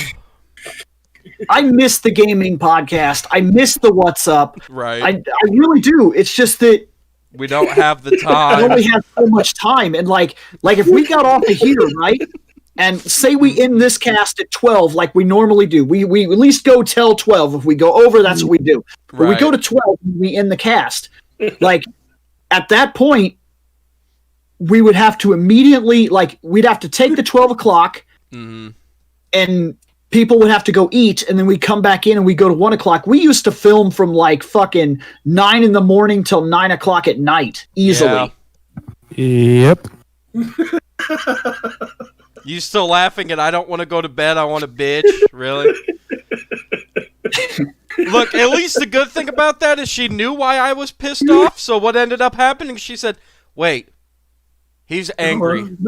I'm Hey, picturing, baby, when you come to bed, so yeah, it was, no, I'm picturing. I was Seth able to sitting get in his some chair rage going, out. No, I don't go to bed. It made me laugh and I couldn't stop. Yeah, No, fair enough. I do. I miss all the podcasts. And like I said, the original idea was to turn this into an 8-hour-long podcast. Mhm. And what we would have done is that we would have split into groups. Like, you guys do the Jobber Wrestling Corner. What would have happened is around like 11 o'clock, we'd have said, all right, now stick around. We got the Jobber Wrestling Corner coming up for the next hour. You guys would have jumped in, and a part of the group would have actually went out to eat. They'd have went out and ate and came back. And then they'd have got back and they'd have taken over for you around 12. And you'd have put some people to talk whatever the next subject was so that you guys could go eat or whatever. And so that was the original idea. And we didn't have it figured out because we never got it going off around to actually make something of it. But it would have been nice to have it that way. It would have been real nice to have it that way if we could have ended up in that spot. But I mean, you fucking, it is what it is. Fucking life is life. But I have been wondering about possibly bringing back something. The only problem is that if we bring back a podcast like that, like we've seen where problems come in splitting the audience. Like I do my own shit all the time. And I do streaming and everything, and I answer random questions and shit like that. But this audience does not leave the Sentai to come over to my shit all the time. There's only a select group of people that do that. Like me. And then there's people that I see on the Sentai review all the time that are in the chat talking. Which is fine. They don't have to come see my shit. That's not where I'm getting at. What I'm getting at is that I know that's the nature of the beast, is that some people are here for Sentai, and some people are only here for Common Writer. And if we're not talking Common Writer, you can look at how many views we had and know that somebody clicked on it and said, "What are they doing today?" Nah, I'm not about that. And they move on, and that's fine. That's the nature of the beast. You watch what the fuck you want to watch. Because of that, if we were to do a video game podcast, I don't know that it would be a good idea to do it here, but here's where the audience is. But I don't want to delude this, so I would say that we'd have to move on and go back to like the controller pile up fucking broadcast that we were doing. And for a while it had its own channel, and then it was ran off my channel, and then it was just dead. Right. So I don't know where I would go. I don't know if I would just bring it back as a show that I do on my channel. I don't know what I would do. Dude, we should bring that back. Because there are definitely look, and this year there was a lot of video game shit going on, and there's not a person in this fucking group that does not game. We never game together, but all of us fucking game. All of us. Right. Yeah, for a while there we started gaming together, and I started getting hardcore into that fucking Star Wars game, and then other shit happened, and I didn't have time to fucking play it. Yeah. I was irritated. Oh well. But that really was the nature of that show. The show was simple. It was what are you currently playing? What are you looking forward to? You know, there were three main questions, but we never guaranteed the questions. The point was just to get the conversation started. So you would say, "What have you guys been playing?" And if somebody hit on something that actually brought the conversation, that's what we ran with. That's how we had an entire episode about how Nintendo took over the market years ago and why the Super Nintendo was a success. Like it was a very successful system, but there was some shady shit in the background that made it so that it had to be a successful system.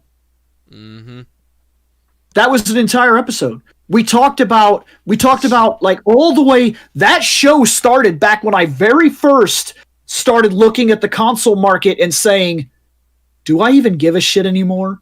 And I didn't know. I talked about hard drives and shit. We talked about computer for an episode because I didn't really know.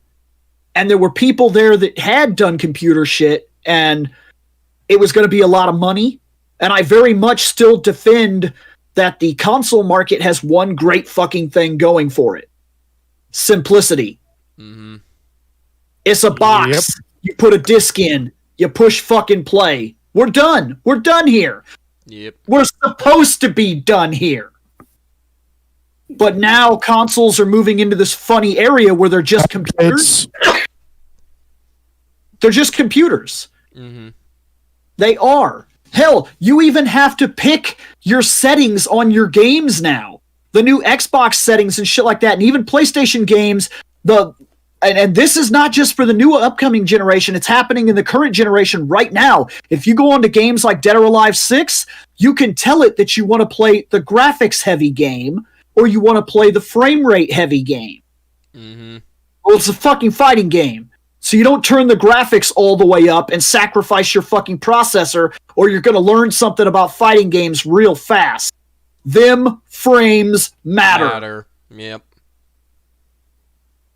So, yeah, these are little things that we don't get to talk about anymore. But all the way back then, like episode 1 was, should I go to PC? And I've made 80% transition. 80%. Because I still see a lot of merit in the console market. And when people come over, it is way easier to sit everybody down in your living room with a PlayStation than it is to do so on your computer upstairs. But then again, I would argue, like, what do we play together? So when you take away little things that would make the console better in the long run, it doesn't make it better for me personally. But if I had friends that came over every weekend and played racing games, or played football games, or played basketball games, or played fighting games, and we played them consistently instead of Jackbox, Yeah. That would be worth it. The console would be 100% fucking worth it. But for me, it's better to have a Switch that I can just take with me and play with people than a sit-at-home Xbox. Like, why? I'm just going to play games by myself anyway. I'll get the Xbox. Yeah.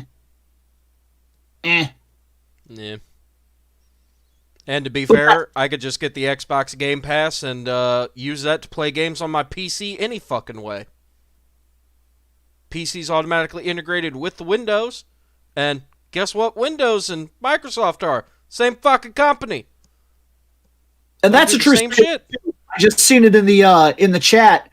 It's you could play the Power Ranger games and try to kind of, but then you could try to sway Kinda an did audience that that too. already exists. But it is what it is. If you're not here for video, and that's the reason I don't think that posting it here would be a good idea. I don't want to do that. Now, I would go back to doing it on my channel like I was doing for a while. I just hosted it on my shit. And I would do that, but I don't know if it would last. I don't know how long it would last. I don't know when it would play. I don't know if anybody would be interested in all actuality. It's just it's a nightmare. It's a nightmare to think about all the shows we lost and the amount of work it would take to put them back together and whether or not we even should. Like, I miss the comics podcast, but in all honesty, I'm not keeping up with comics the way I used to. Right. And comics are, you want to talk about something that's fucking vast, that has a lot of fucking problems and is dealing with a lot of shit and has one of the most negative people talk about the gaming community. You haven't seen negative community until you see the 45-year-old bodybuilder that's hanging out in the fucking comic book shop telling you why X-Men is ass now. Yeah, you're not wrong. And to be fair, the last I heard from everything Marvel, Feige is now in control of everything. And I mean everything. He's in charge of the movies, he's in charge of the TV, he's in charge of the fucking books, he's in charge of the fucking cartoons, he's in charge of the fucking back scratch that you can get to rub your balls, he's in charge of all of it. Marvel, period, is Feige. And apparently they're supposed to be doing something right now in the books that's literally going to make it where you have to read the books, then watch a TV show, then go back and read the books, then you can go watch the movies, and then you can come back and watch a TV show, then go watch a movie, then come back and read the book. Like, he's trying to make it all one universe again, where it's all the same shit, and the casual fan who goes and sees the fucking movie, you now have to go buy that fucking book so you can see what happens between the Loki that's going to be on TV and the WandaVision that's going to be on TV that's going to move into the next fucking Avengers movie that's going to be in the theaters. Too much. It's drowning itself out very fast. Yep. And people that there are people that have this issue where they think they have to keep up. Now, you don't have to. You can deal with the fact that there are going to be holes in your mythology. That's the nature of comic books. But there are some people that can't deal with that. And they want to see everything, and you can't do that in comics right now. There's too much shit. I have an issue there. I just recently started collecting the comics lately and reading them. In Ninja Turtles, there's a mutant community city. Has been for a long time, but you've been out of comics for so long you didn't realize it. IDW has built up a lot of mythology, builds off all the old shit. I started reading the new IDW run somewhere around book 68.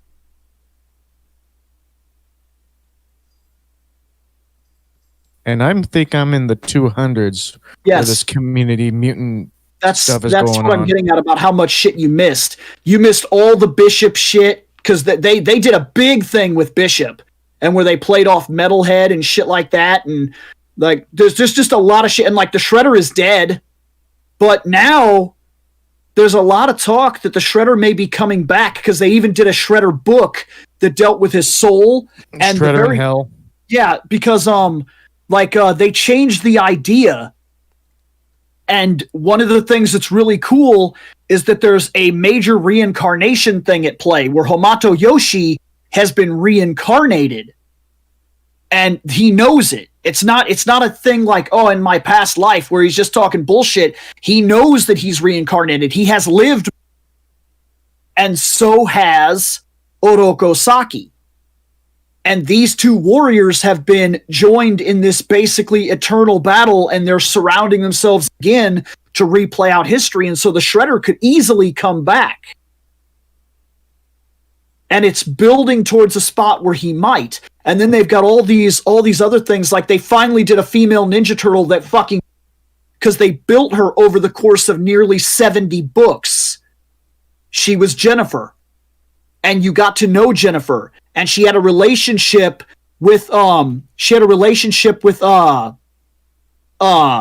Casey Jones. And that played out in full script.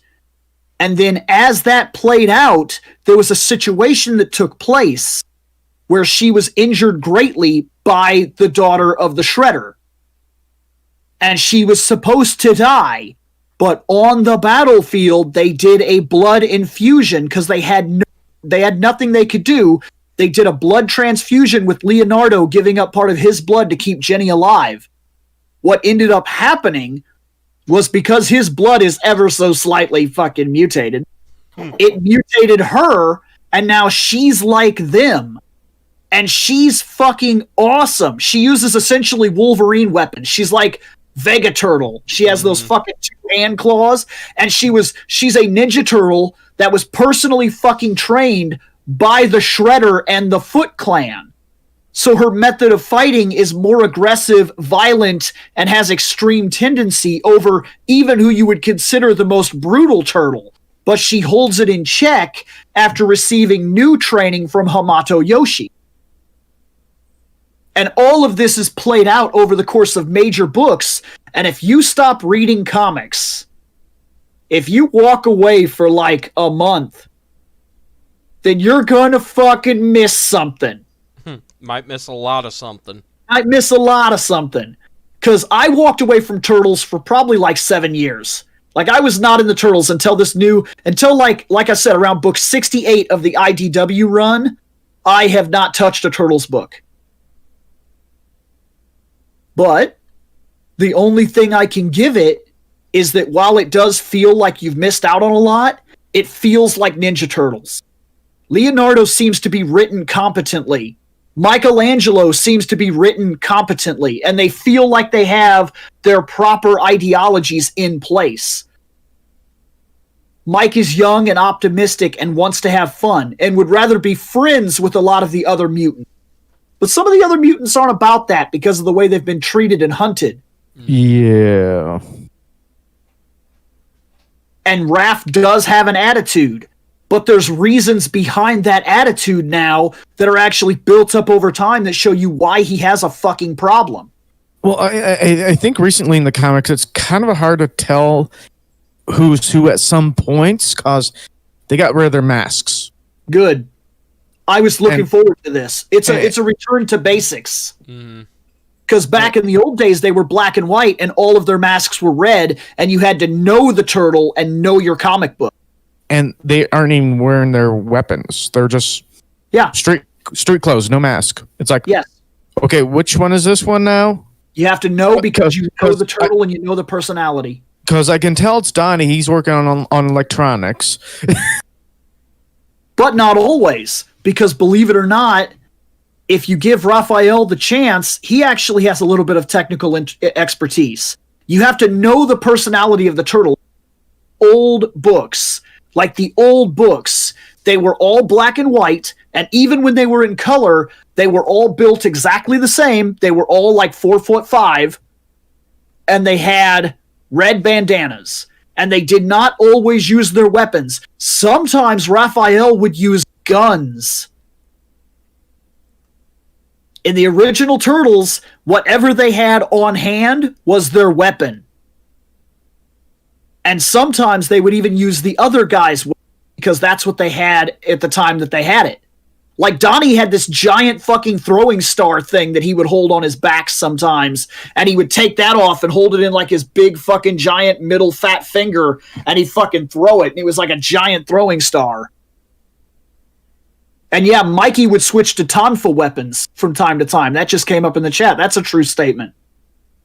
So you had to know your turtles, and you had to know them well. And that's a thing that's slowly coming back into the comics, is they're playing off that old aspect that you've been with the story for a while. You know these characters. You can tell the writing tropes that go into them. But give this comic book to somebody that thinks they have to know everything and that they have to have read everything. And if they feel lost, they're done. They're walking away. They're done with comics. Mm-hmm. And now it's ironic that the easier way to get into comics used to be the television series.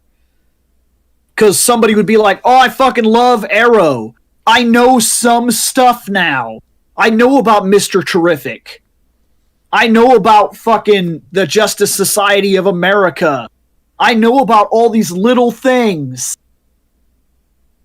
But now, the irony of it is there's like 14 motherfucking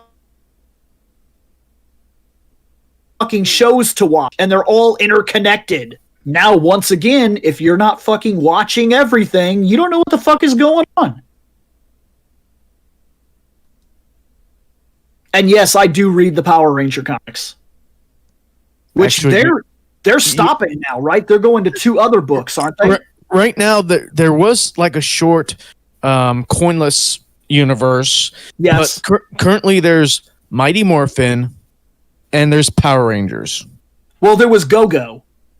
Yeah, there was Go-Go Power Rangers, and then there was the Mighty Morphin Power Rangers. Yep. But it went from Power Rangers. No, it went from Mighty Morphin Power Rangers to Go-Go Power Rangers. They were running at the same time. They did 2 events inside of that, which was there was a coinless event thing that ran, and there was the Old Man Tommy thing that. Yeah, currently with the Power Rangers, just Power Rangers, it's dealing with the Omega Rangers. Yeah. And the Mighty Morphin is dealing getting their own book. That's what I was talking about. Yeah. These books that we're reading right now, they're going to come to an end very shortly. And there's going to be 2 books in the new run line, which is going to be Omega and I think Mighty Morphin. Yeah, Mighty Morphin is dealing with a White Ranger Tommy along with a new Green Ranger. Yeah, there's a new guy they're bringing in. And he wears the Green Ranger costume that we've seen in modern day that has the gold streak. Yeah, like the Band the Sun project. Yes. Yep. Yeah, it's very much taken off that shit. So yeah, like that's what I mean is there's still room for these kinds of shows, and we need to figure out if we're ever going to bring any of them back. And if we bring any of them back, we need to figure out what one we would do. Because obviously there's a lot to talk about when you talk about comic books, but we're not going to get everybody in on that. And then there's another thing. For a while, we were debating handing the shows off to supervisors, where like you two were handling all the wrestling shit. And if you got Shane in there from time to time, that's what you did. And then I was supposed to be handling the comic book shit. And then we were all supposed to be handling the gaming shit. And I don't know. I don't know how to make it work. I miss doing the podcast. I don't miss giving up my entire weekend. Right. But I mean, I would not mind adding like a show to the run so that when we end here at 12, maybe we go on to another show until 1 or 2. Somebody's asking how we met. That wouldn't kill me. What's up? Oh, somebody's asking how we met. To be fair, I know Bill and I met because we literally rode the same bus to high school. We live like up the street from each other, but we didn't really associate because in grade school, I went to a completely different grade school. Everybody kind of started like friend to friend type of thing. Like I know Bill and Shane met from working together. Nick and Bill went to school together, both I believe grade school and high school, or was it just high school? It was high school. Okay. And then Scott, I can't remember how you came into the group. I think it was Nick. You knew Nick. Yeah. You knew Nick, and then I got a hold of Bill. Else. Yeah. Throughout the videos. Yeah. Yeah, he got a hold of me from the videos. Yeah, that's true. Okay. And then technically a lot of our other friends were either co-workers that kind of came in and started hanging out and becoming friends, or it was like a friend of a friend type of thing where they just one day showed up and it's like, oh, we're hanging out with this guy now? All right, cool. What's up, this guy? I brought Spencer in the group Yep. Yeah. because he was the first friend I ever made at my job. After working with Bill, the next job I got, he was my first friend. Yeah, because me and Shane met when we were working a steel plant. Mm-hmm. That's why I also kind of met Nick there too, and Jeremy, but I didn't really know them. Yeah, it was almost in passing because Nick was there long enough to be fired, so I knew and Jeremy was on the other side of the Greg building through Spencer. And that's because, ironically, we were all living, not all of us, but all of us that worked at a certain place. We all lived in the same apartment complex. At one point in time, yes. Yeah, almost all of us lived in the same area. Yeah, actually, yes, except for Nick. He was the only one that never did. Well, no, kind of. No, I was about to say he lived there, but yeah. We all lived at the same apartment complex for a while. That was weird how that all just kind of fell into place because that was back when Kevin and Jack. Yep, and Kevin and Jack ended up down the road. Not down the road, sorry. We were almost in the same building for a while because Jeremy was down at like the corner of the building. We were on top, me and you. Yep. And then Nick stayed with us. And then down below us on almost the other side was where Jack and Kevin ended up for a little while. Yep. And then Greg and Spencer lived on the other side of the parking lot. Yeah, they were in a different building, but the same complex. Yep. Yeah. We would just all kind of wander from place to place. If anybody ever watched our messing around with the whole Pokemon thing where we did the live action Pokemon stuff. That was it. Was the apartment building. It's also that apartment that we shot the first episode that started all this, which was the Sands of Time. Yep. Believe it or not, I miss that place sometimes. Understandable. It was just where everything started, you know. It was nice to have everybody the way that it was, where you just you'd be like, I'm gonna go see what the fuck Jeremy's doing. You just walk out the door, down the steps, and there he is. Yeah, and you just had to make sure that I wasn't home and awake and walking around naked because I pay my rent. True, Seth pays his literally rent. Where that fucking came from. That was during that complex that happened. A lot of stuff started at that place. Because Jeremy was gone, I said, fuck it, I'm getting a shower. Realized I left my phone in the other room and I needed it for music. Came back to get it, and Jeremy came home. I didn't even hear his ass come home, and he's like, the fuck are you doing? And I'm like, I pay my rent, whatever. And just fucking walked back into the bathroom to fucking take my shower to go to work. And he's like, fuck it. Just fuck it. You're kind of right, but for God's sakes, man, you should have had a towel on. I'm like, and Scott, wrong, he was almost out of left field because he started getting a hold of me on the episode. I think it was mostly on the episodes that you guys have done that I wish I was part of, like the Back to the Future ones. Yeah, I don't even know how he started watching the show, or because I knew he had an association with Nick, but Nick had never said a damn word. I was talking to him for a couple of months before I actually met him, and when I met him, and then I finally told everybody, yeah, this dude, he has his own show. He wants to do a crossover episode with. And I was like, his name is Scott. And then here comes Nick with, oh yeah, I know Scott. How do you know Scott? How do you know him? How? Oh yeah, I know Scott for years. You know, the context of you knowing this guy for fucking years never came up. 4 years. Yeah, not once, never fucking once. Never fucking once. Yeah. I was even cautious about meeting him because I didn't know who the fuck he was, And he was like, yeah, I got he got like extra of a show. I think it was the Dragon Ball Z. It was like the Blu-ray. He got shipped an extra, and he was like, do you want it? And I was like, fuck yeah. And he was like, meet me at the coffee place or whatever. And I was like, okay. I mean, I will, but I don't fucking know this guy. Like, Right. Like that kind of thing. Yeah, you talk about how Nick knew me for so long and never brought me up. My girlfriend says the same thing. Mhm. She knew Nick for so long and was Yeah. asking Nick if he knew any single nerds, and he's like, "Nope, nope." Yeah, and I didn't know her either. I didn't know her for the longest fucking time. I met her at that con, Mhm. Yeah. and then I was like, oh, okay, so this is like a person from the con or what. And I figured that Nick just started talking to her because he just started working at the con, only to figure out she Yeah. wasn't working at the con. She was somebody that Nick had known for fucking years. And I was Yeah. like, okay, listen, Yeah, motherfucker. and it's because even I knew of her, and that's because back in the old drinking days of me and Nick going down to the bar over there by back when what was it? It was Peacocks. Back when it used to be, that's Yeah. where BG's Yeah. was. Yes, We would it go is. down there and drink, and every now and again she'd be down there drinking, singing karaoke, and hanging out and doing shit.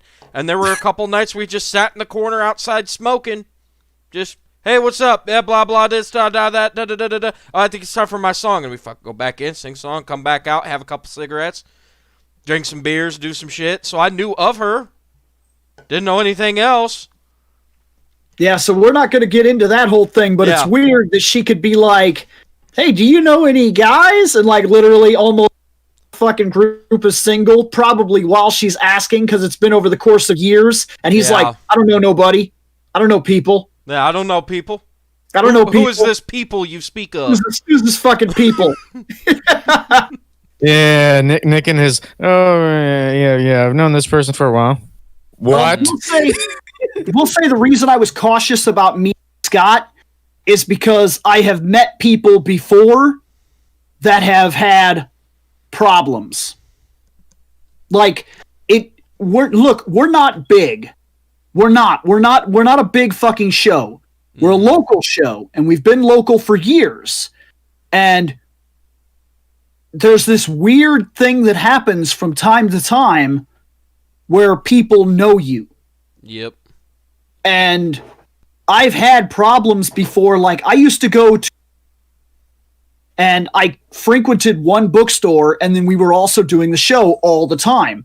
And randomly, I started getting noticed at different places randomly. I would walk into like a GameStop, and they'd be like, oh, what's up, Bill? And I'm like, I don't know who the fuck you are. Mm-hmm. Like, so I'd have to try to pick my brain. Like, do I know this person? Or do they know me? And I met a couple of people, one guy in particular at the bookstore who was nearly fanatical. And he had some sort of mental problem. I don't know what it was, but you could tell when you talked to him, he had like a problem. And if I came into the store, he would recognize me from the show, and he would follow me very much in my personal space the whole time I was there and speak at me. And I'm very personable. So like the first time he approached me, he was like, you're on that show. And I was like, what show, man? And he says, the one you're on the show on a, like, yeah, I am. That's me. And so like I talked to him for a while, and it only took me about 10 minutes to really figure out that something was wrong, that there was something going on, that he was not like normal. And he had weird moments where like he would follow me out to my car, and even one time almost started getting in the passenger seat one day. Like I went out to my car and I opened my side, and he opened the other side and was going to get in my car. And I was like, whoa, dude. And he was like, oh, you're leaving? And I was like, yeah, I'm getting in my car to leave. Oh. Where are you going? You don't need to know where the fuck I'm going, because whatever was just about to happen right here no, fuck no. Like, Where and you so- going? Away. away. Far That's where I'm away. going. So like My planet needs me. and I've had weird situations where I'll run into some really fun, like oriented with Acme, and they run into me because they know that because of the comic book show I did that got passed around Peoria for a while, I don't like Acme. Mm-hmm. I like it in terms of I'll go there and look around and check out their toys. But in terms of the way that the store is run, I don't care for the place. Mm-hmm. Don't and haven't for a while now because of the staff and the way the staff has interacted with me over the years. And when I started coming forward about a lot of that shit, they're very established in our area. They're like the place. Yeah. So Because people the started other having- place that was there was kind of a rip-off. yeah. So what ended up happening was some people started recognizing me from calling them out on their bullshit. And they didn't like the fact that I called them out on their bullshit. So like we had little situations like that where I have met people randomly and you never know who. Like I meet people at cons and they're cool. And then I meet other people and it might not be such a cool situation. And I've even had some weird shit online before that almost turned into small stalkerish shit. And we're not big enough to deal with like that kind of shit. We're very fucking small, but it still happens from time to time. So when all of a sudden this guy was on the and he like knew me, at first I put that off as he knew me. Like I do the show. Of course he fucking knows me. And then he started bringing up these little things in the chats or whatever that bothered me a little bit because I didn't know how he was connecting to me. But he was like, we should hang out. It's been a long time since we hung out. And I'm like, we don't fucking hang out. I don't know who the fuck you are. Well, Scott did indirectly know who I was. But I didn't realize that. What he was referencing was that him and Nick used to fucking hang out. So maybe we should hang out. Well, I didn't know. I thought this guy was like, it's been a while since we hung out. We don't hang out. I don't even fucking know who the fuck you are. I couldn't think about the crowd. Like that bothers me a little bit. And then he's like, come meet me at the coffee house. And I'm like, okay, well. I guess My today's bat the will day go I with get axe murdered. I was like, my bat will go with me to the coffee house. I think it's when we went as a group to like what was it, Barnes and Noble, and I brought up something that was happening with your daughter. What's up now? That one of the first days that we went as a group to like Barnes and Noble, and we were leaving, and your daughter was going somewhere else, and I brought something up. Yeah. Yeah. Yeah, I remember that day very well Yeah. because I had words with somebody that day. What did I do that day? I don't remember. No, I can react very badly. Look, I'm just a guy. Mhm. Like, don't misunderstand the amount of just a guy that I am. If I Right. feel like my daughter is threatened, I can react like a guy. I'm Right. not. I may be a slight public figure, but I'm not a public figure like a paparazzi figure. I don't know how I would handle that situation with people in my business because this dude, there was a possibility that he may have reacted badly with my kid. And I drove out to his house and I told him, I said, I don't give a fuck how big you are, how scary you are, how imposing you think you are. I was like, if I ever hear anything like this again, I'll be back. And I promise you, I'll be back and you won't like it. And he got mean with me. And I told him that if we're going to fight in the front yard, that's fine. Either I beat your ass now or understand that since this came to this level of confrontation, that I will break your legs with a bat while you fucking sleep in the safety of your own motherfucking bedroom. Know that that's a true fucking statement. Now, are we doing this in the front yard right now? And it was stopped. We'll put it that way. It got stopped. But something happened that I was not happy with, and I felt like he was an imposing force against my kid, and I was going to put a stop to that real fucking quick. Like, so yeah, like I never know who I have actions of a normal guy. So when I went to meet Scott, I didn't know who the fuck he was. I brought my shit with me. Right. That's kind of the reason why it is I always carry around a pocket knife with me. Not really so much for if somebody gets a little out of hand and I need to do a stabbing, but usually I bring it with me just because I'll admit it, I'm a shitty driver. I have shitty vehicles. I have bad luck with my shitty vehicles. Sometimes I need a knife to be able to, like, cut something like a rope or some duct tape or what I have. Sometimes you need a knife because you may very well come into contact with what happened with Dad. Well, yeah. He told me he was driving down to Hardee's and he was about to pull in to Hardee's when this guy fucking cut him off from the other lane. You know what I'm talking about? He's coming just fucking whipped in. So Dad fucking stops and lays on the horn. What the fuck? And this guy, like the craziest son of a bitch that you can imagine is a crazy son of a bitch, just immediately stops his car, jumps out of the fucking door, opens up the back door, and pulls out a golf club and starts running at Dad's car to beat in the That's the worst fucking mistake he ever made. Does he not know the error of his ways? Let me explain this to you, Mr. Crazy Man with the golf club. I have watched this 5'6" man who weighs maybe about 100 pounds soaking wet kick a steel fridge and bend it so bad that the insides broke. Everything inside broke. I have seen this man pick up a printer and frisbee it down a hallway because it didn't print what he wanted it to print. I have seen this man do the same thing with the toilet seat because it pinched his nutsack. Pinched his butt. He was done with that shit. I have heard.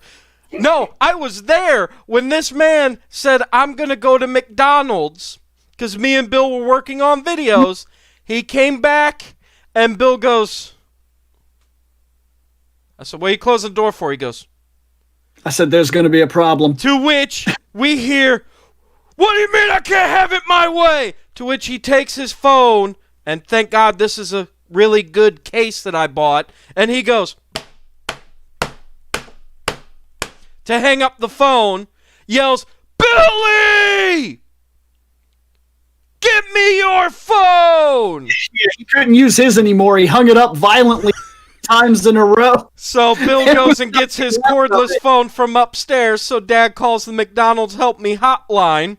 I remember I brought that phone downstairs and I was holding it and he was fucking looking at me and I was are you sure? Because if you break my phone, we'll have no phone. He's like, give me the motherfucking phone! Oh, shit. So he takes the phone and he calls back McDonald's and proceeds to, just like he did with the fucking corded phone that hung up on the wall, he says... He tried to... He didn't want to just hang it up. It was one of those cordless phones that you push the button on to hang up, but that wouldn't have made his point. So he slammed the fucking cordless phone down onto the breakfast table. island thing. Yep. Over and over and over and over. Until he had wires and like a receiver left. And then he sat down and ate his fucking chicken. Yeah. No, that's when he toe kicked the fridge. And then he went and sat down and ate his fucking chicken. To which, yes, RPG64 is correct. Bill, your friends broke my fucking fridge. Yeah, that was what I heard afterward. Yeah. We disrespected his house and broke his fridge, and I was like, you kicked it. I was like, you fucking did that shit. And we weren't allowed in the house for 2 weeks. I remember that day, yes. So bring your golf club. You're about Bring to your get golf all club, sorts of motherfucker. craziness. Oh shit. Oh, man. And in terms of the question, I was just asked for what are your guys' thoughts on the cast for Dino Fury, and that we will have our first female Green Ranger. For the female Green Ranger, about goddamn time. Because to be fair, over in the Sentai, yeah, they do shit like that all the time where they have, like, female characters as other colors. Over here, their colors are very much regulated to yellow and pink. Right. Sometimes we get a blue. Right. Or like an off-white. But it's pretty much yellow and pink. Like, where's the female Black Ranger? Right. Like, have we ever seen that? Ever? No. I don't think over there or over here, no. Now, we've had a female Red Ranger. Samurai finally did it. Yeah. But I don't think we've ever had the Black Ranger that I know of. Actually, if you want to think about female Red Rangers, there was another one. Oh, Before yeah, season two. and no, to be fair, Slater is right. I did forget about that. Q Ranger did have a female green, and a female green for Ninja as well. And we do also have But I was more talking for here in America about goddamn time. But the Red Ranger and SPD, they were, because it was a police force, they were broken up into different squads. Squad A's Red Ranger was female, Yeah. Mm-hmm. Yeah. but she wasn't a main character. So for this question, when I start doing the Gundam ratings on my channel, I will be inviting whoever wants to talk Gundam that day. So I know I know this will come down quite often to me and Shane. We're the people that are more above casual level watching Gundam. Then we have casual fans who just like to watch Gundam from time to time. They're not fucking addicted to it or anything like that. They watch it when it's on. Like, that would be like, Seth has seen some Gundam. He knows it for the most part. He plays the games, but he doesn't go out of his way for it. And Nick is very much one of those people that if it's on, he might watch it, but he pretty much surfaces on like one fucking show. Like, he loved G Gundam, and that's bad. I don't know for sure. This is my guess, and because I don't know. I don't know what draws Nick to one thing or another. I'm guessing that what made G Gundam accessible for Nick was that there's very little in terms of the political or human nature taking place. It's robots fight robots, and when robots fight robots, it's cool. Mm-hmm. And that's all you really need to know for G Gundam to get into it, is that Right. today on G Gundam, a robot will fight a robot. And maybe Master Asia might get yelled at by Domon, and Domon might get yelled at by Master Asia. Who knows? We'll find out. On this episode of G Gundam, this Asian Gundam will fight this Mexican Gundam, quite literally fucking sombrero. Yep. Like, Because we are lacist. And So yes, the format will still pretty much be the same, where we go and we just talk about the thing and we rate the stuff. But because of the way that me and Shane watch Gundam and like these different things, we're probably going to talk. The show will be a lot more in. The picture goes up, and I don't know how long it's going to take us to get through something, because we may talk about Char. We may talk about like the fundamentals of things that we liked about Gundam. This may be an excuse for us to talk Gundam. Right. And whoever ends up on those episodes, I'll offer the opportunity. And if they're interested, they're interested. If they're not, they're not. That's pretty much how I'm going to handle that. But for the most part, the format will be very much like what we do here. And I know a lot, so. Right. All right. Well, after that, I do have one last thing, because it looked like Scott kept trying to say something. What was you trying to say, Scott? Because I saw you kept bringing the mic up and 2 minutes ago. Yeah. Because we're coming up on the end, man. What do you got? You got anything you wanna put out? Yeah. Because like I said, there were a couple times where it looked like you picked up the mic like you were going to say something, then you kind of put it back down. Well, I've been reading the the chat here off and on. Fair enough. And technically, what you was going on with the Gundam thing is like, yeah, it's not going to be me. Well, yeah. It's not. Yeah. It's not on purpose. You don't like it. I would not come into your show and talk Doctor Who with you. In fact, I thought about doing it at one point, and the show never got off the ground for that exact fucking reason, that I just don't have anything positive to say. And we were wanting you to occasionally show up for the jobber stuff because you knew some wrestling stuff. I do, strangely enough, I do know some wrestling stuff, and I think that comes down to the fact that wrestlers have a habit of jumping into the things that I know. Like, there are wrestlers that continually dive into the actual fighting world. Sometimes they do very well because they're already physically attributed and they're athletic. And if you can train those people to fight for real, they've already got the basics of what it would take to handle that kind of situation. Some of them, not so much. Some of them decide to come over into the fighting world and they learn. While you may take real punches in that act that is wrestling, and it is incredibly physical, and you should not take away from what those people do because that's real shit, and I'd be surprised to see you as some guy fucking do it.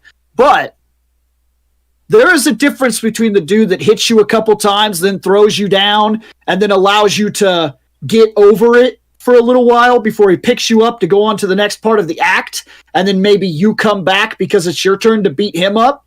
When that man knocks you down in the ring, if it is a sport that allows him to follow you to the ground, it's over for you. Like, you don't get a chance to lie on the ground and roll aside and go, oh, fuck my back.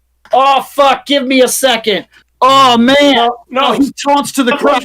Stop punching to me. This is not part of the script. No. This is not part of Those motherfuckers, when you're in a fight and you get thrown to the ground and it's UFC, you might have them ground pounds a coming. And the referee stops it. yeah, it's fucking over for you. You don't shake off those hits. Now, some of those guys, like I said, they've already got the foundation to be good fighters because that is a very physical thing they do, and they do very well. There's been guys that have been able to make decent fighting careers for themselves. Yes, but then it's also the other way around. You have also UFC people going to the WWE. Yeah. Yes, I heard the biggest problem that happens with that, because I've seen some interviews with those guys. They say, and this is true, and this is going to sound very demeaning, big wrestling guy, but it's true. They say the hardest thing about moving into wrestling is teaching yourself not to knock the other motherfucker out. Because instinctually, they throw real punches, not stomping half things that hit your head and sound really good. They throw real diving, push through fucking punches that break your jaw off. Because I think from the ones that I've seen, the only one who's successfully done it from only UFC to wrestling was like Ken Shamrock. Well, Ronda, more recently. Yes and no. I mean, she was able to get in and do the presence and the fucking the shit talking and all that, but when it came to the actual in the ring, I mean, times where she did good. I'm not going to tell you that she was good in terms of being a wrestler or present. But then again, there are people that only do wrestling that still do it bad and do it worse than she does. Yeah, that's what true. They do is wrestling. She came from fighting and had to learn to pull punches to make that sell. Right. And to be fair, I mean, yeah, there's quite a few other people that have done it, but to be fair, some of them we can't talk about because then we get on tangents of other shit that the WWE doesn't want anybody to know about. Even though everybody already fucking knows about it. That's why you had to change his motherfucking name. Right there's a show that's gone. Because, Jobber Wrestling Corner didn't have to be about the newest wrestling. You guys could have talked wrestling topics. Right. You guys could have just talked bullshit and still probably hit just as much. And you probably would have done even better because people are watching the show and you could talk about current events, but I'll bet you there's a million fucking wrestling topics that probably would have been as interesting, if not more interesting, than talking about who won last night. I think we were doing occasional topics, especially when there was a wrestler that passed that we knew of. Mm-hmm. Yeah, like for Tracy. Yeah, but you guys could have made yourself a legacy show. You guys could have purposely said, tonight we're talking Undertaker. Period. Just done. Just go at it. Just talk about all those fucking things, crazy shit, and get into it and get your passion running and move crazy and scream and have fun. And then when it's over, the next week you're talking about Guerrero.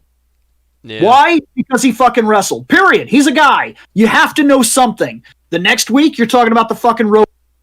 The next week you're talking about, remember that fucking wrestling show that came up that thought they were going to be something that then ended up basically just getting bought out like everybody else? Mm-hmm. Like, I'm positive that your show would have worked better moving away from its format and into topic bullshit talks.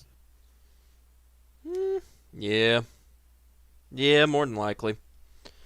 I don't know. Either way, like I said, I just pretty much gave the fuck up on it because one, part of the product ended up just falling apart with all the Corona stuff, and two, more and more people are becoming, smarks, and when it comes right down to it, yes, I mean, knowing a lot more about the industry and the industry being a little bit more transparent with people is kind of cool, but back in the days when, Hulk Hogan would sit down and have wrestling matches with Macho Man, you were there for the story. You didn't really give a fuck about how the Macho Man was fucking clinically insane from all the cocaine they were snorting in the back and was abusing his wife, or the fact that Hogan was literally running around, screaming the N-word at people and being a fuck. You know what I mean? Like, it was one of those that it was separate shit and you didn't worry about it.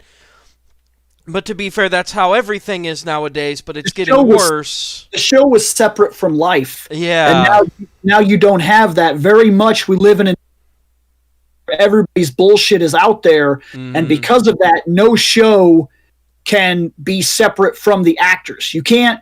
And here's the thing: sometimes actors don't deserve to have their jobs. Sometimes they're shitty fucking people, and I get it. I get calling people out, but at the same time, it does hurt the foundation of that show. With what they should have done with some of those situations is they should have given him like a final out or something like that. Look, here's my problem. When you're going to call somebody out for their body of work that is not on screen, like Hogan, okay, you call him out, you drop him from your wrestling thing, you kill his career. Okay, whatever. Here's my problem. Why hide him away? Like, why cancel all of his history and take any episode that had bearing with him and shit like that off your network, try to hide and do edits where, like, you edit it now so that part of the show just isn't shown, his match or whatever. Like, that is ridiculous. You're going above and beyond to try to cover something up. Andre the Giant slipped at WrestleMania 3. Right. But when you go out of your way to do this kind of stuff, it has that Barbara Streisand effect that just draws more fucking attention to the problem. Yep, exactly. And we should be learning from history. And there's still something you could learn from the personality traits, acting, and abilities and charisma that said person had, even if they weren't a great fucking person. And I'm not saying promote that person, but the character is not that person. And if we want to deal ourselves away and say that person needs to go, like, do we burn all the books that were ever written by shitty people? Right. Because let me tell you, there were some shitty fucking people that fucking made those books that are now classics.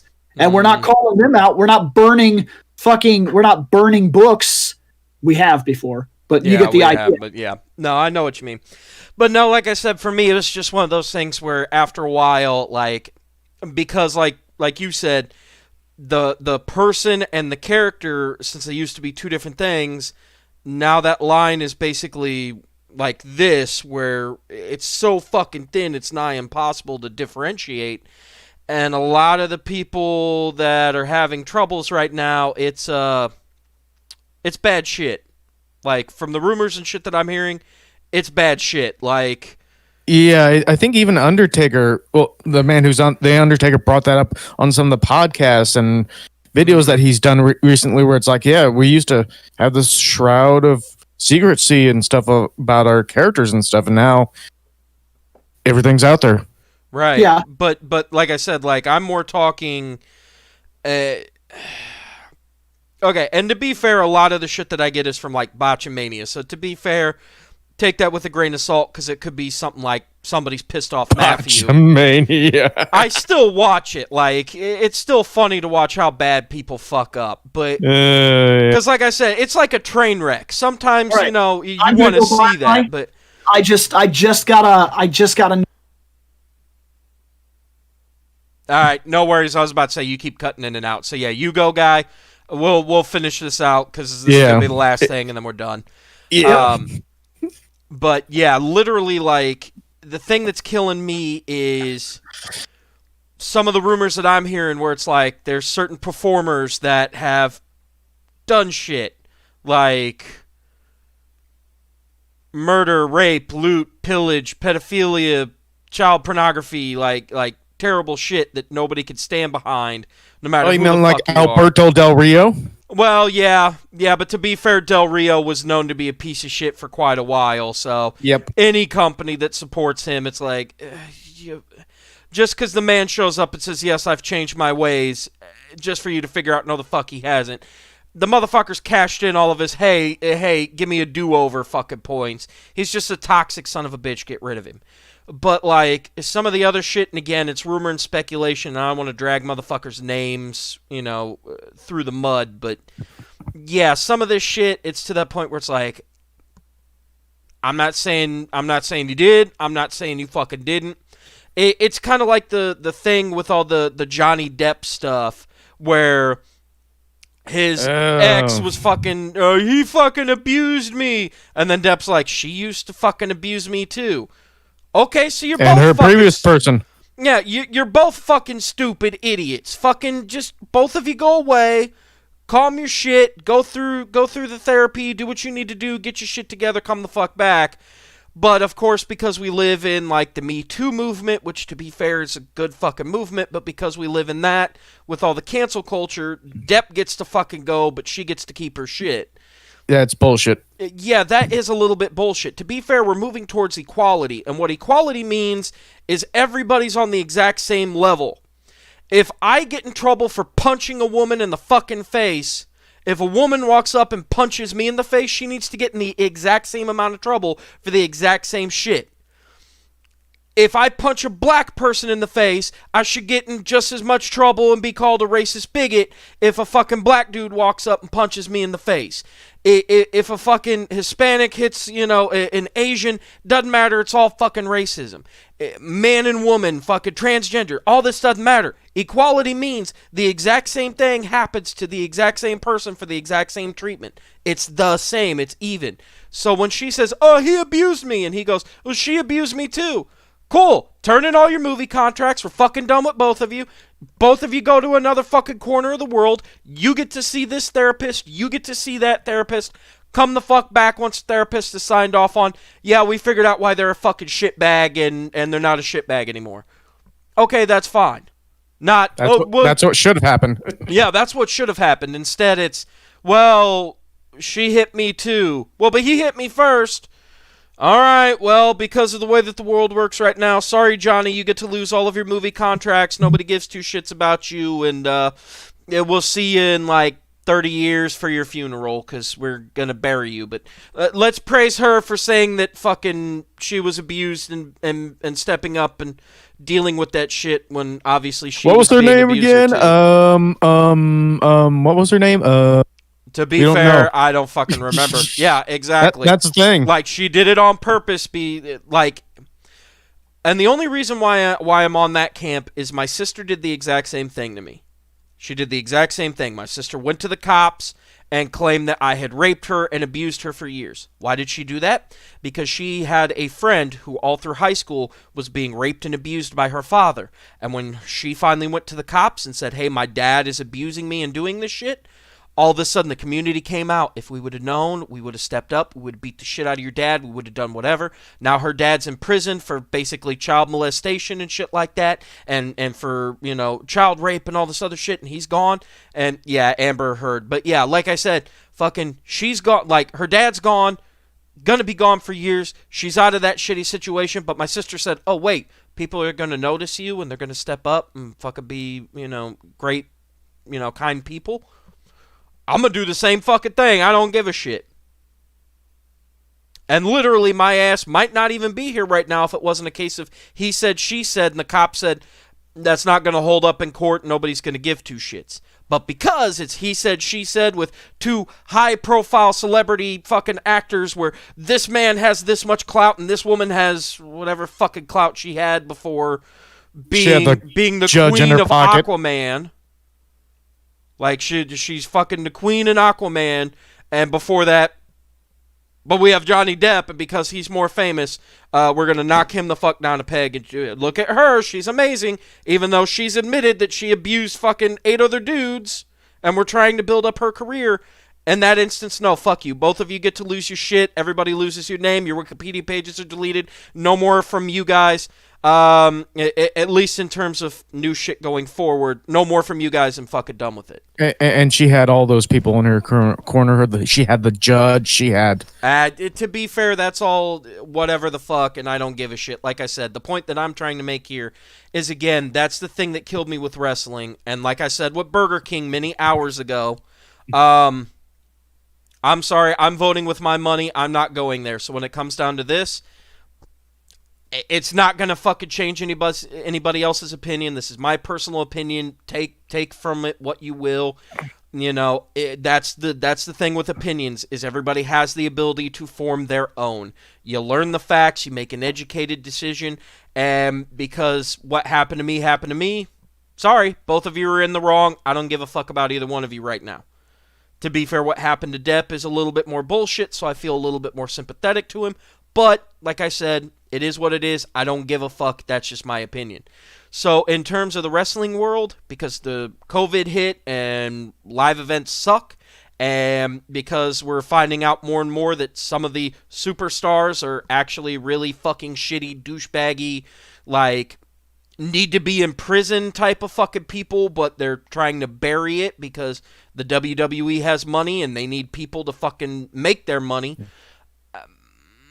Sorry guys, I'm not paying you your fucking $9.99 a fucking month for your goddamn app so I can fucking watch your shit and see all of your fucking shows and all of your everything and do the stuff, and because I'm not paying fucking $800 for a goddamn cable subscription. I don't have that kind of money.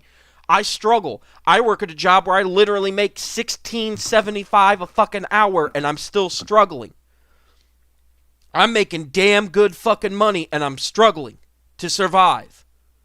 Like, no, when it comes down to it, I'm not giving you my fucking money, because why do I need to support, you know, your fucking pedophiles and rapists and general douchebags who literally end up in court every other fucking week because they're out drunk driving and can fucking kill somebody, instead of you saying, hey, we're going to take them off the fucking show and put their asses in fucking rehab so that way then they stop drinking and maybe, you know, save somebody's life from being ended because these morons are out drinking and driving every fucking week, and every week we get to see them on fucking TMZ. Here's the new mugshot. Like, no, that's fucking dumb. I'm done with it. And AEW, you have the exact same fucking bullshit. So it's not just a WWE problem, it's an everywhere fucking problem. Like, yep. I get it.